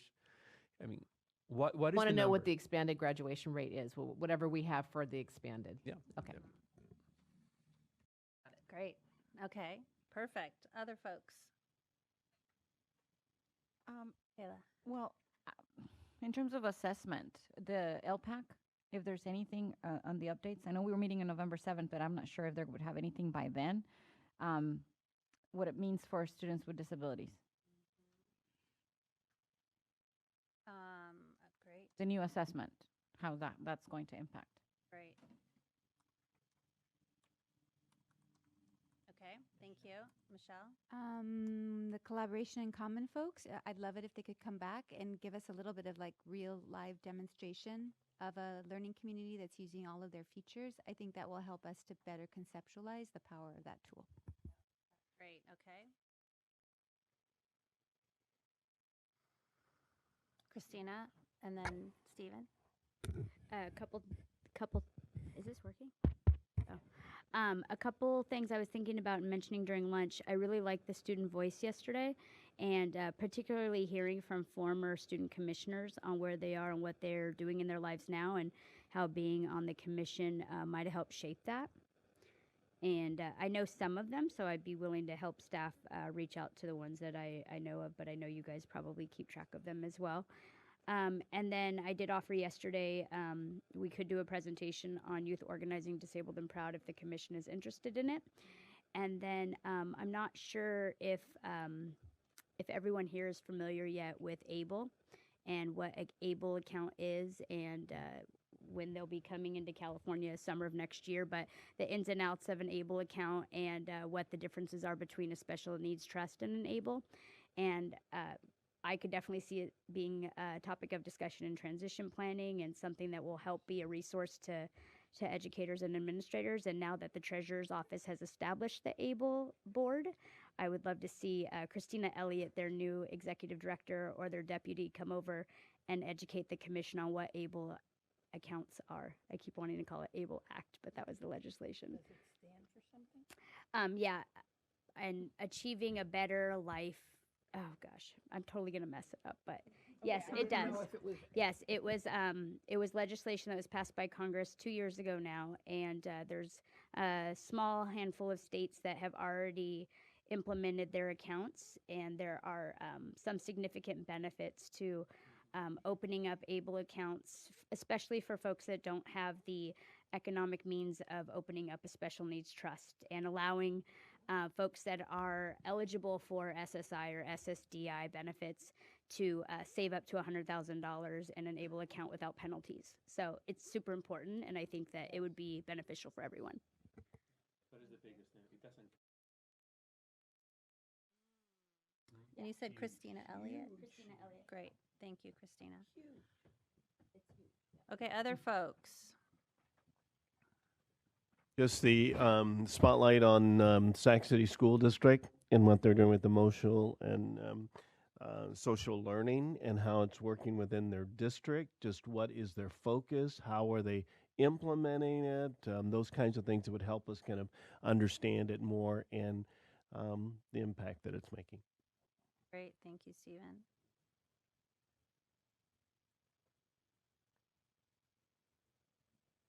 Christina, yeah. I've read some materials, and I was sharing with Kristen, but it's only what I've read so far, so I don't know if everything's being published. But what the curriculum work group came up with in terms of what the Fair Education Act materials will look like in the new school textbooks, it would be nice to hear from the curriculum workbook if disability fell into it, and if so, what did it include?